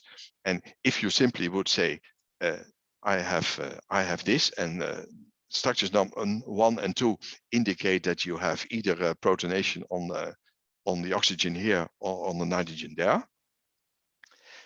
And if I simply look at the structure, I would say I would expect to have protonation on this side, protonation on this nitrogen, or protonation on that nitrogen.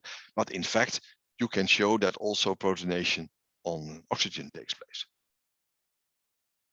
So I still have this page in because it's a general and easy concept, but I cannot say, no, I'm sure protonation will take place at the site with the highest proton affinity, because it has been shown that we have these protomers.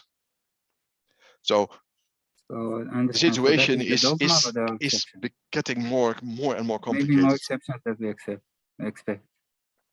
And I don't think it's an exception. I don't think the rule is correct. That's basically the problem. And I always start thinking, when I see these protomers, I always start thinking about what is going on in electrospray. And if you would like me to summarize my ideas about our knowledge on the ionization in electrospray, I say we don't have a clue. We don't understand at all what is actually going on in electrospray. And the protomers is just another example of this. So I can tell you a story about an hour about how we believe electrospray works, and then I will pull in data and show, no, it's different, it's different, it's different, it's different. So in the end is, we don't understand what we are going to do. But in interpreting our spectra, we should have a pragmatic approach to that. So basically, the most pragmatic approach which I have is the the mobile proton hypothesis. So I don't know where the charge is. The charge can actually move around, and then I can, from this charge, do charge side directed fragmentation. And in my way of looking at spectra is, I don't bother at all where the charge is. I know the charge must be there. I must have the internal energy, and I try to explain the fragmentation and then try to translate of what I see into fragmentation rules.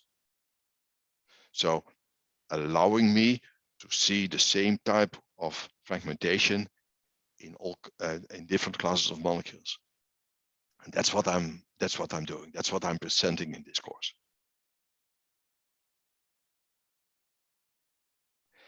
And if you are working on the exercises, you should be aware of the fact that although these rules are empirical, they are still very useful and good.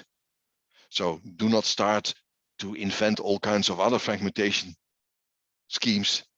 And if you do so, I will say, nay, this is not in the book. And the fact that that's not in the book indicates that you may have one example where that happens, but one example doesn't make a rule.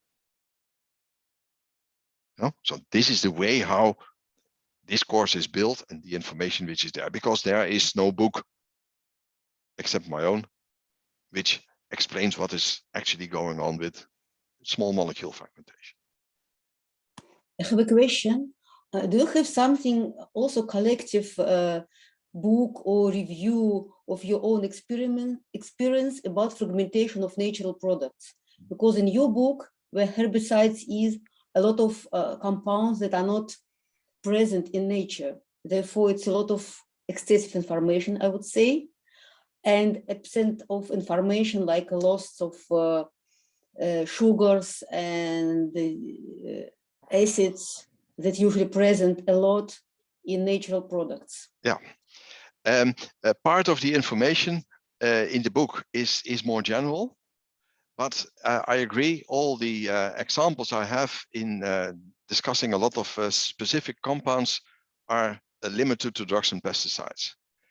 And I have been working at some point thinking about also, as I told you the previous time, at a certain stage I have been, I started developing a course for MSMS Spectre of Natural Products, but I never finished it.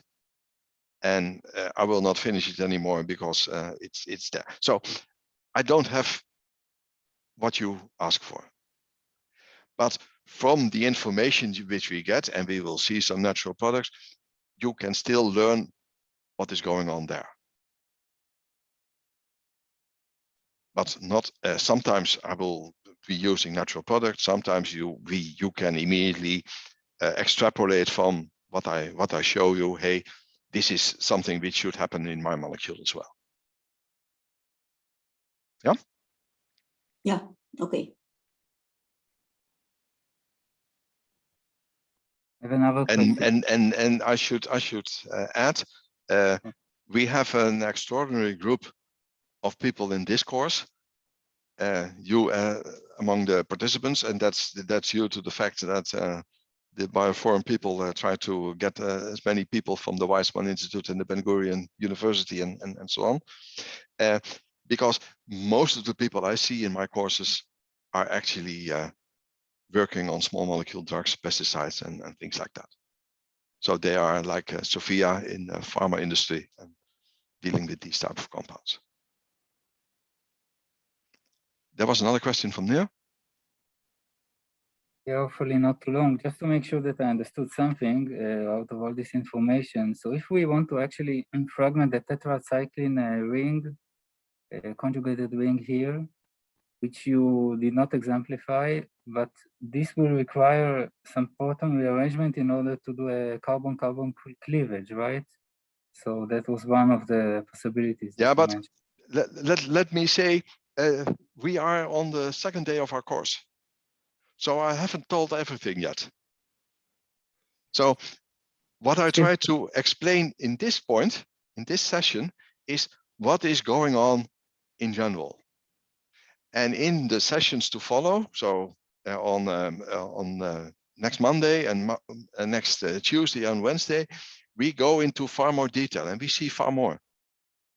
So I'm just starting. The amount of information you get from the course is enormous. And I always say, by the end of the course,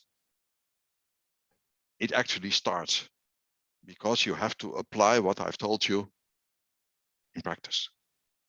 And there the real fun comes. There's another option. I can move on to proteomics or genomics, and that's it. Yeah, well, this is not a course on proteins. We at a certain stage look at fragmentation of a peptide in a very simple and straightforward way, and we will not do everything because it's impossible to having so many different compound classes in just a very short time deal with everything. So there will be compound classes which I will be discussing where you say, hey, can you elaborate more because this is important for me? And I will not do so at that point simply because I want to cover everything which is there. And this has been explained to you from the Bioforum, because seeing all from all the questionnaires which you filled out, I thought, well, we have a lot of people with natural products. They should be aware of the fact that the course is not specifically built for natural products. I once had a very angry participant in this course. It was a course in some other country, because he was had the impression that the only way what you can do with MSMS is analyze peptides and proteins. And then he came to the course and he found out that I hardly discuss any peptides and proteins, and I discuss all kinds of other molecules. Well, we do a lot of different things with mass spectrometry.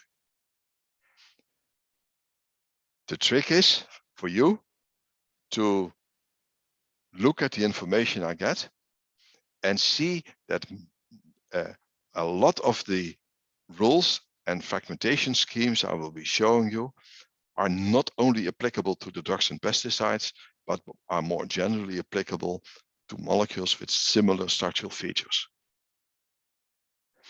And in fact, what we are going to do next Monday is we will simply say, okay, if you have an alcohol, what's the fragmentation you get? If you have an ether, what's the fragmentation you get? And then we will illustrate that on some typical examples from various compound classes. And of course, I cannot cover everything because I have only 5 half days. So let's have our break now before we proceed to the last session.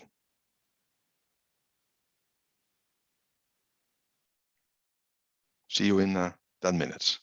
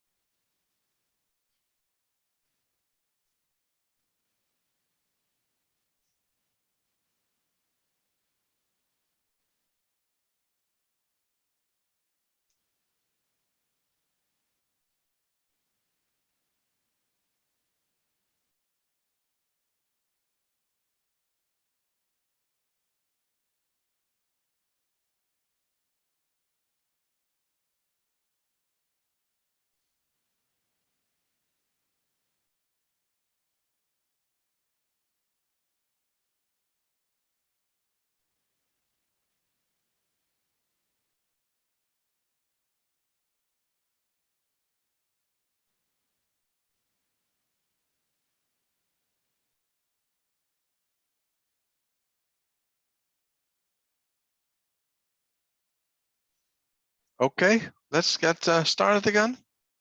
If you all get back to me, switch on your cameras and so on.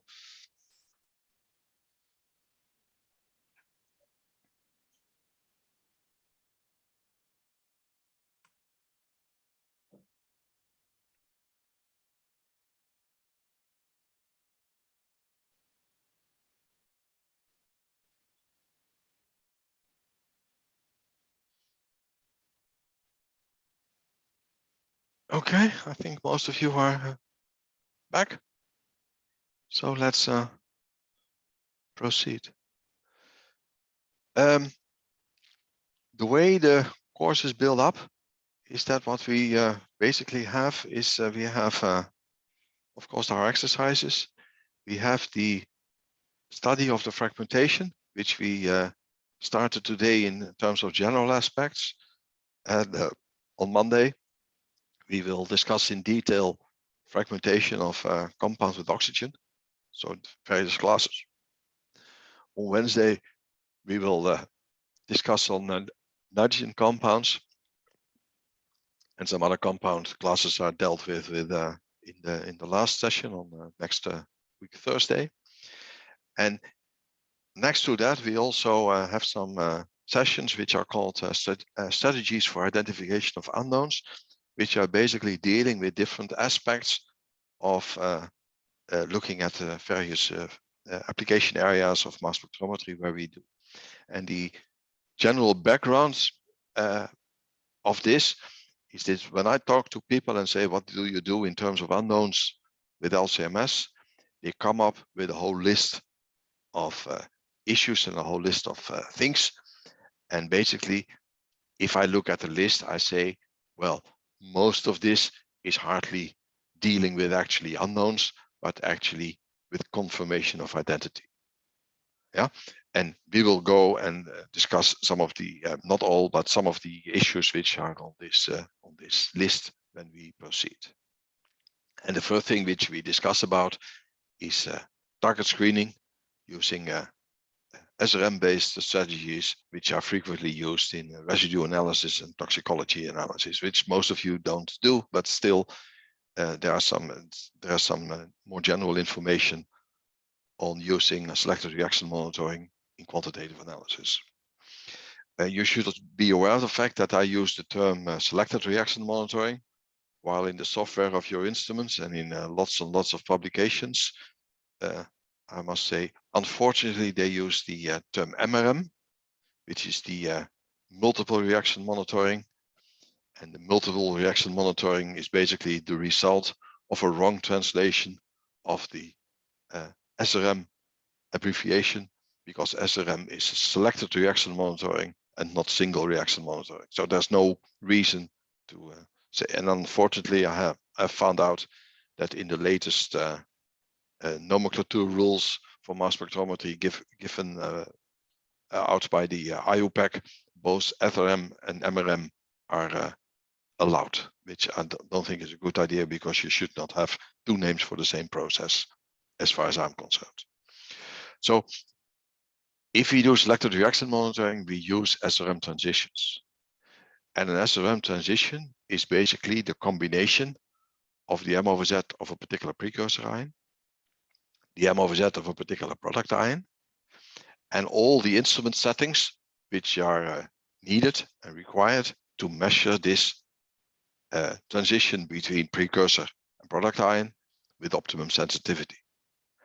And in some cases, some applications, you would also include the retention time under standardized LC conditions as part of the SRM transition. You should be aware of the fact that the reason for doing selected reaction monitoring is to provide optimum sensitivity. And to me, that means that we have to pursue high selectivity and specificity, which means that we have to select structure-specific product ions whenever possible. And also, in general, we use 2 transitions per compound, a quantifier and a qualifier, to have enhanced confidence of identity. And that's something which we do. And in the process of optimizing SRM transitions, you have to optimize collision energy. So basically what you do, and most people nowadays use software to do these approaches, you are basically producing these type of breakdown curves where you see at a certain stage, if you increase the collision energy, you see the protonated molecule going down and you see various fragments, and basically you are searching for the optimum collision energy to look at the particular fragments. And that's basically what we do. You should be aware of the fact that the actual optimum collision energy for a particular transition is instrument dependent. And one of the things I did last year is looking into the fragmentation of a whole range of anti-epileptic drugs. And I found out that there are a number of multi-analyte LCMS methods available for therapeutic drug monitoring of anti-epileptic drugs. And what I did here is I took some of these anti-epileptic drugs. I have their M+H. I have some product ions which are used in selective reaction monitoring. And then I compare collision energies which were optimized by various people on 6 different instruments.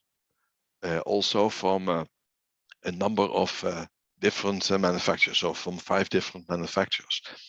And what you actually see is that the optimum collision energy on one instrument can be significantly different from another instrument, because the collision energy which you set is not something which is actually something really related to the molecule, but basically it's a energy difference or a voltage difference between 2 points in the instruments. That means that if you at a certain stage would like to do quantitative analysis and take data from literature, you cannot immediately use the collision energy settings if you would be using another instrument. And you can actually see by comparing the data from the 2 Agilent instruments that in between 2 instruments from the same manufacturer, differently produced, there can also be substantial difference. So this is something which you always have to keep in mind when you do so. And fortunately, we have automated parameter optimization in most of the softwares of our instruments. But still, you have to be aware of the fact that you should not immediately take the results of the automatic parameter optimization, because you are pursuing structure informative product ions.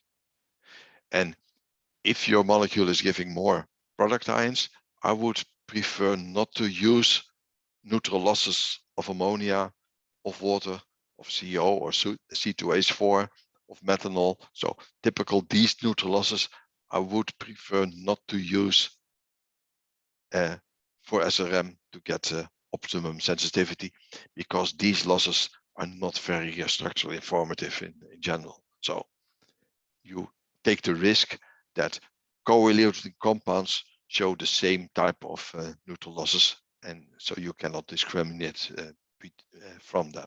And that's something which is always important to realize.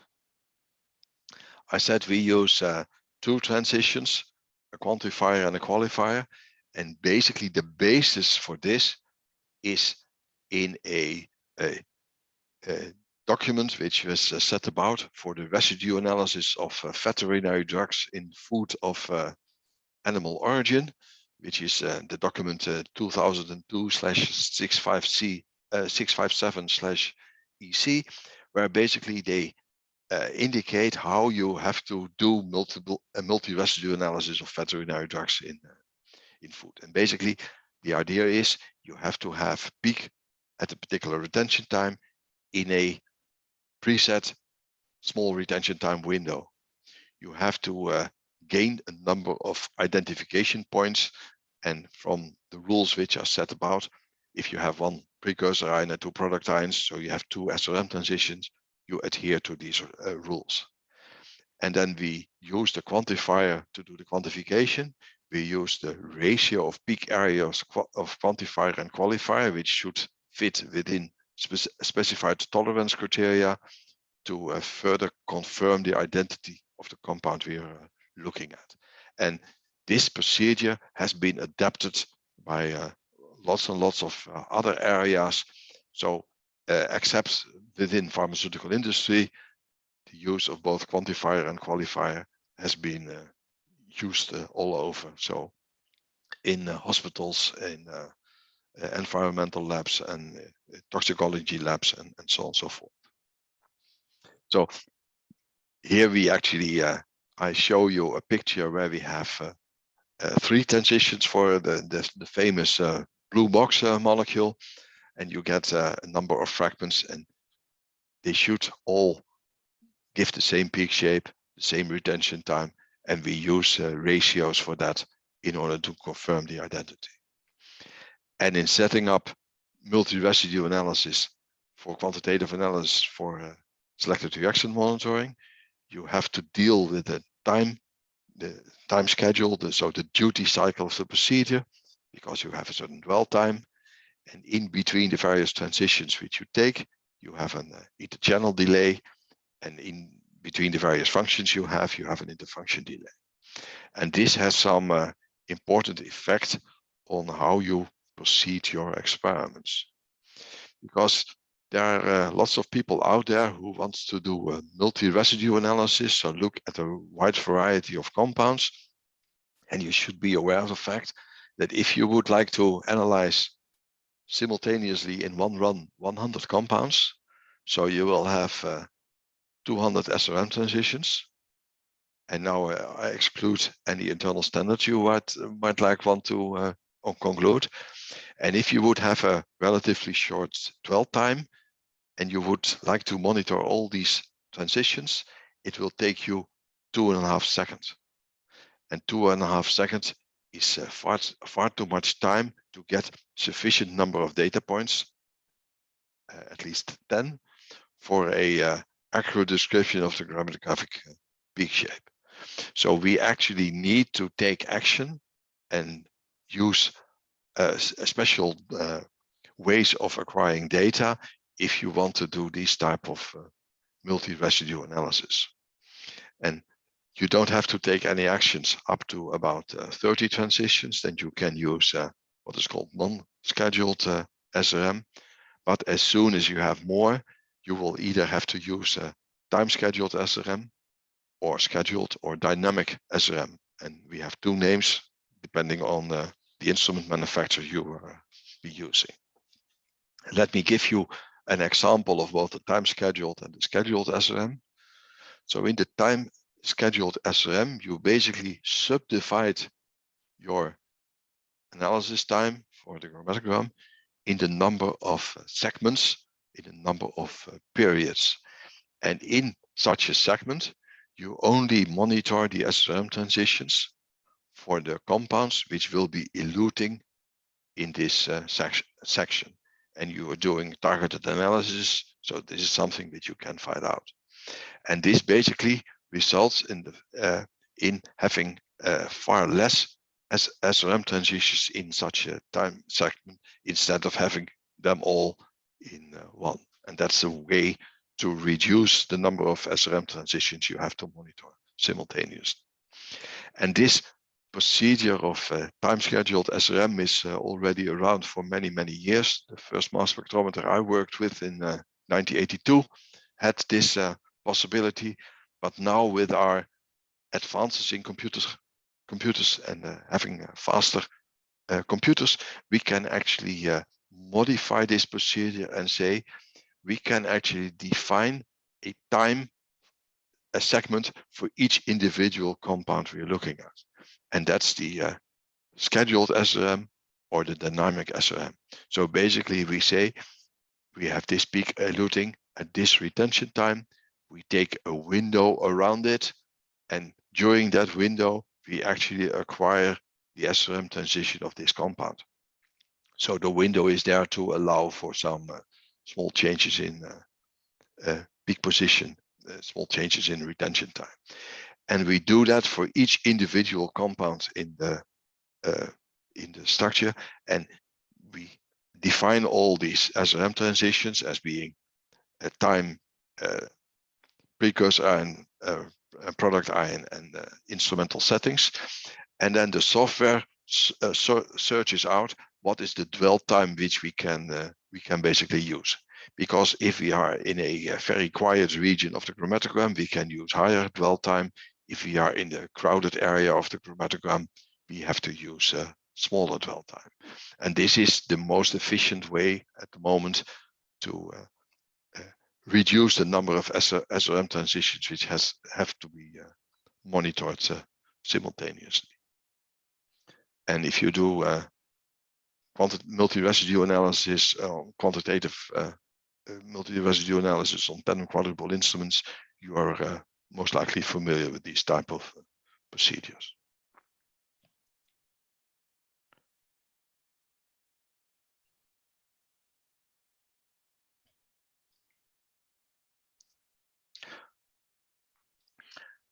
The second application I want to say a few words about is the use of mass spectral libraries.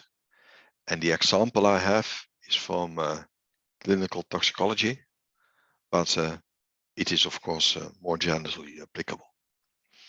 First of all, you should be aware of the fact that unlike GCMS, we don't have large spectral libraries for LCMS. And the reason for that is that there are problems in standardization of MSMS spectra related to the parameter settings and the exchangeability of MSMS spectra between instruments. And in the past, lots of attempts were made in order to do this by using normalized collision energies, by using special compounds to calibrate these type of things. But in the end, it turns out that if you use the searching algorithms, which are generally used for searching libraries, you have to have a instrument-specific library. And coming to the searching algorithms, basically we use in searching our LCMS libraries the same searching algorithms which are used for GCMS. And in GCMS, both peak position, so M over Z value, and relative abundance is instrument independent. We have seen by looking at the differences between the various CRD modes, but also we will see some more in the pages to follow, that especially the relative abundance is not something which is that easy to reproduce from instrument to instrument, especially between instrument manufacturers. So if we use these searching algorithms, we don't get the same quality of data as we are used to from GCMS. And given the fact that the libraries are not that extensive, this gives you a far lower trust in the reliability of your data. So let's look at some of the issues which are important in this respect. First, of course, is collision energy. And here I have spectra from a certain herbicide called atrazine, showing spectra acquired on an H-length Q-TOF instrument at 10 eV, 20 eV, and 40 eV collision energy. And what you basically see is what you would expect, that at low collision energy, you still see a lot of M plus H and little fragments. And at high collision energy, you have fragmented away all the M plus H, and you see fragments at the sorry, at the lower M over Z values. Well, I put next to that some spectra of the same compound acquired at other instruments. For instance, SciEx instrument. And if you compare the 20 eV spectrum of the atrazine from the SciEx, I would say it looks more like the 10 eV spectrum of the H-length instrument than to the 20 eV spectrum. So in fact, the actual collision energy at the molecular scale in the SciEx instrument is different from that in the H-length instrument. although you set the same collision energy. But shape, pressure, and so on and so forth is all important in that respect. And if you would simply say, well, I've acquired a spectrum with a SciEx instrument on 20 eV, and the relative abundance of the peaks plays an important role, then the spectrum will not be easily found in a library from the 20 eV spectra from the Agilent data. So these are the issues which are there and which are coming along. There are quite some commercial databases available from Spectral Library from MSMS. For instance, from NIST, they have a library covering 15,000 compounds. The Wiley library, which is built for toxicology, is covering only 1,200 compounds. And then we have some other libraries, for instance, the Medlin libraries, where there are lots of compounds there. Part of the compounds have actual measured MSMS spectra in the database. Some others have predicted MSMS spectra in the database, and that's something which is there. And especially for the clinical toxicology, and I will go back to that shortly, we have vendor-specific libraries, so basically libraries for their specific instruments which are there. And I don't know if you have this, I don't think you have this page in your book, but I will make sure that it comes to you in the handout which I will be sending you. There are some other libraries, especially in the metabolomics field. For instance, for lipids, we have a lot of libraries going on, and in other areas as well, where libraries are built partly based on acquired data, partly based on predicted data. And quite often, spectra from predicted data are not as good as I would like them to be, telling us that we are not good yet in predicting MSMS spectra. So what I want to do is I want to give you one example where how library searching is applied in clinical toxicology. And in principle, we have three general approaches which are currently used. One which is based on the use of the SciEx QTrap instruments, where they basically have built libraries and they use these type of approaches to work with that. And that works nice, but it's in general, it is replaced by accurate mass more and more. We have the Bruker ToxTyper instruments, which are basically ion trap systems, and they have a specific library for that. And I know a couple of laboratories in hospitals where they use this. And of course, we can also do screening of compounds and using libraries based on QTOF or QOrbittrap instruments. And the approach I will be showing you some examples there is using a QTOF library built by the laboratory of Sebastian Bruker in Berlin themselves. So what they have is they have a library with 10,000 compounds in, and for 7,500 of these compounds they only have molecular formulas. But for about 2,500 compounds they have MSMS data in, acquired on the QTOF, so with accurate mass at 3 different collision energies. And we will be using this library to identify some compounds in clinical toxicology. So what we do is we do a non-targeted analysis in data-dependent acquisition on our QTOF instrument. We use either diluted urine, or we use protein participated or liquid extracted blood plasma or serum. And then we inject the samples in a wide gradient reverse phase LC separation on a C18 column. We use untargeted data-dependent accurate mass MSMS and then MSMS switching with a ramped collision energy in a cycle time of about 1.1 second. The spectra which we get, we search in this library, which is built and which is commercially available from Atrium. And that's basically the way we do.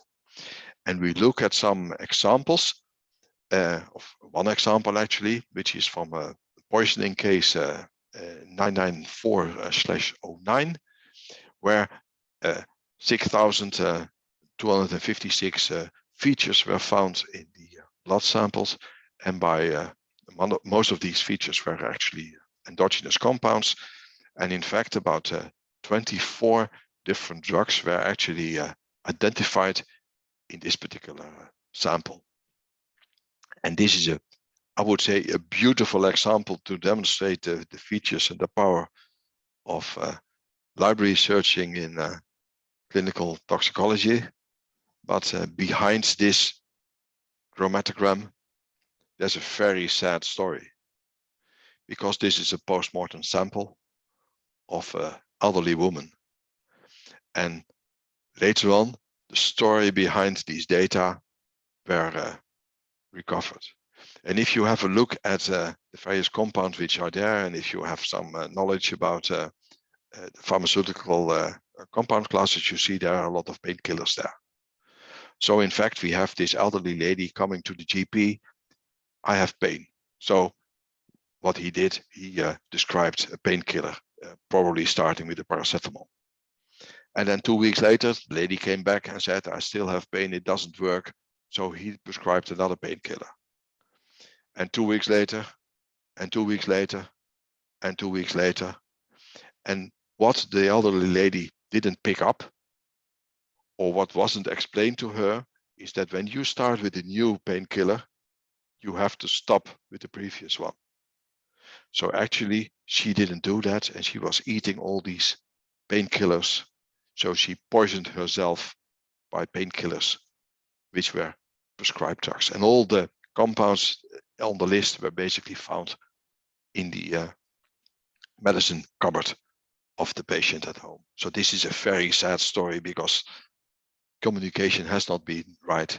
But for us, of course, this is a beautiful example of what we can do in that. And there are many, many issues which you can consider when you do these type of untargeted toxicological unknown screening. And in fact, many of the issues which are there, so the fact that you have small libraries, the fact that you can have isomeric structures which you cannot easily discriminate, the fact that you can have ionization suppression in matrix effect, do not only apply to clinical toxicology, but basically to any library assisted identification in any type of biological sample. So there are many issues which are to be dealt with there. And those of you who are working in the metabolic profiling and plant metabolite metabolic profiling, you are familiar with the fact that we have different approaches in order to do so, and we use different tools in our mass spectrometry. And I'm always very glad that nowadays most people actually have access to high resolution mass spectrometry to do so, because as we will see also, spectrum interpretation is much easier if we have high resolution data. And there are lots of strategies which are there, and in principle, all these strategies only lead to tentative identification, and you can only make this to be certain if you do additional experiments by using standards, and perhaps even by checking the identity of the compounds by NMR, which of course is something which is difficult to do in high throughput metabolomic type of studies.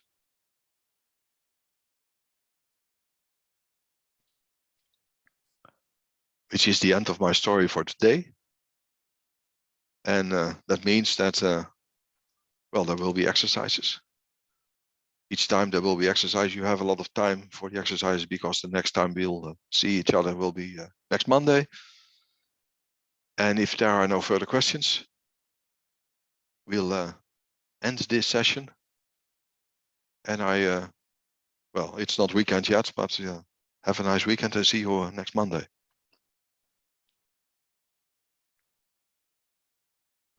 Thank you. No Thanks. questions, okay. It's okay. See you. Bye.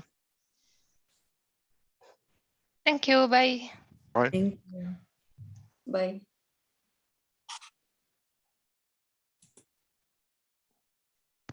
Anna. Nir? Thank you. Goodbye. Bye. Bye, Lana.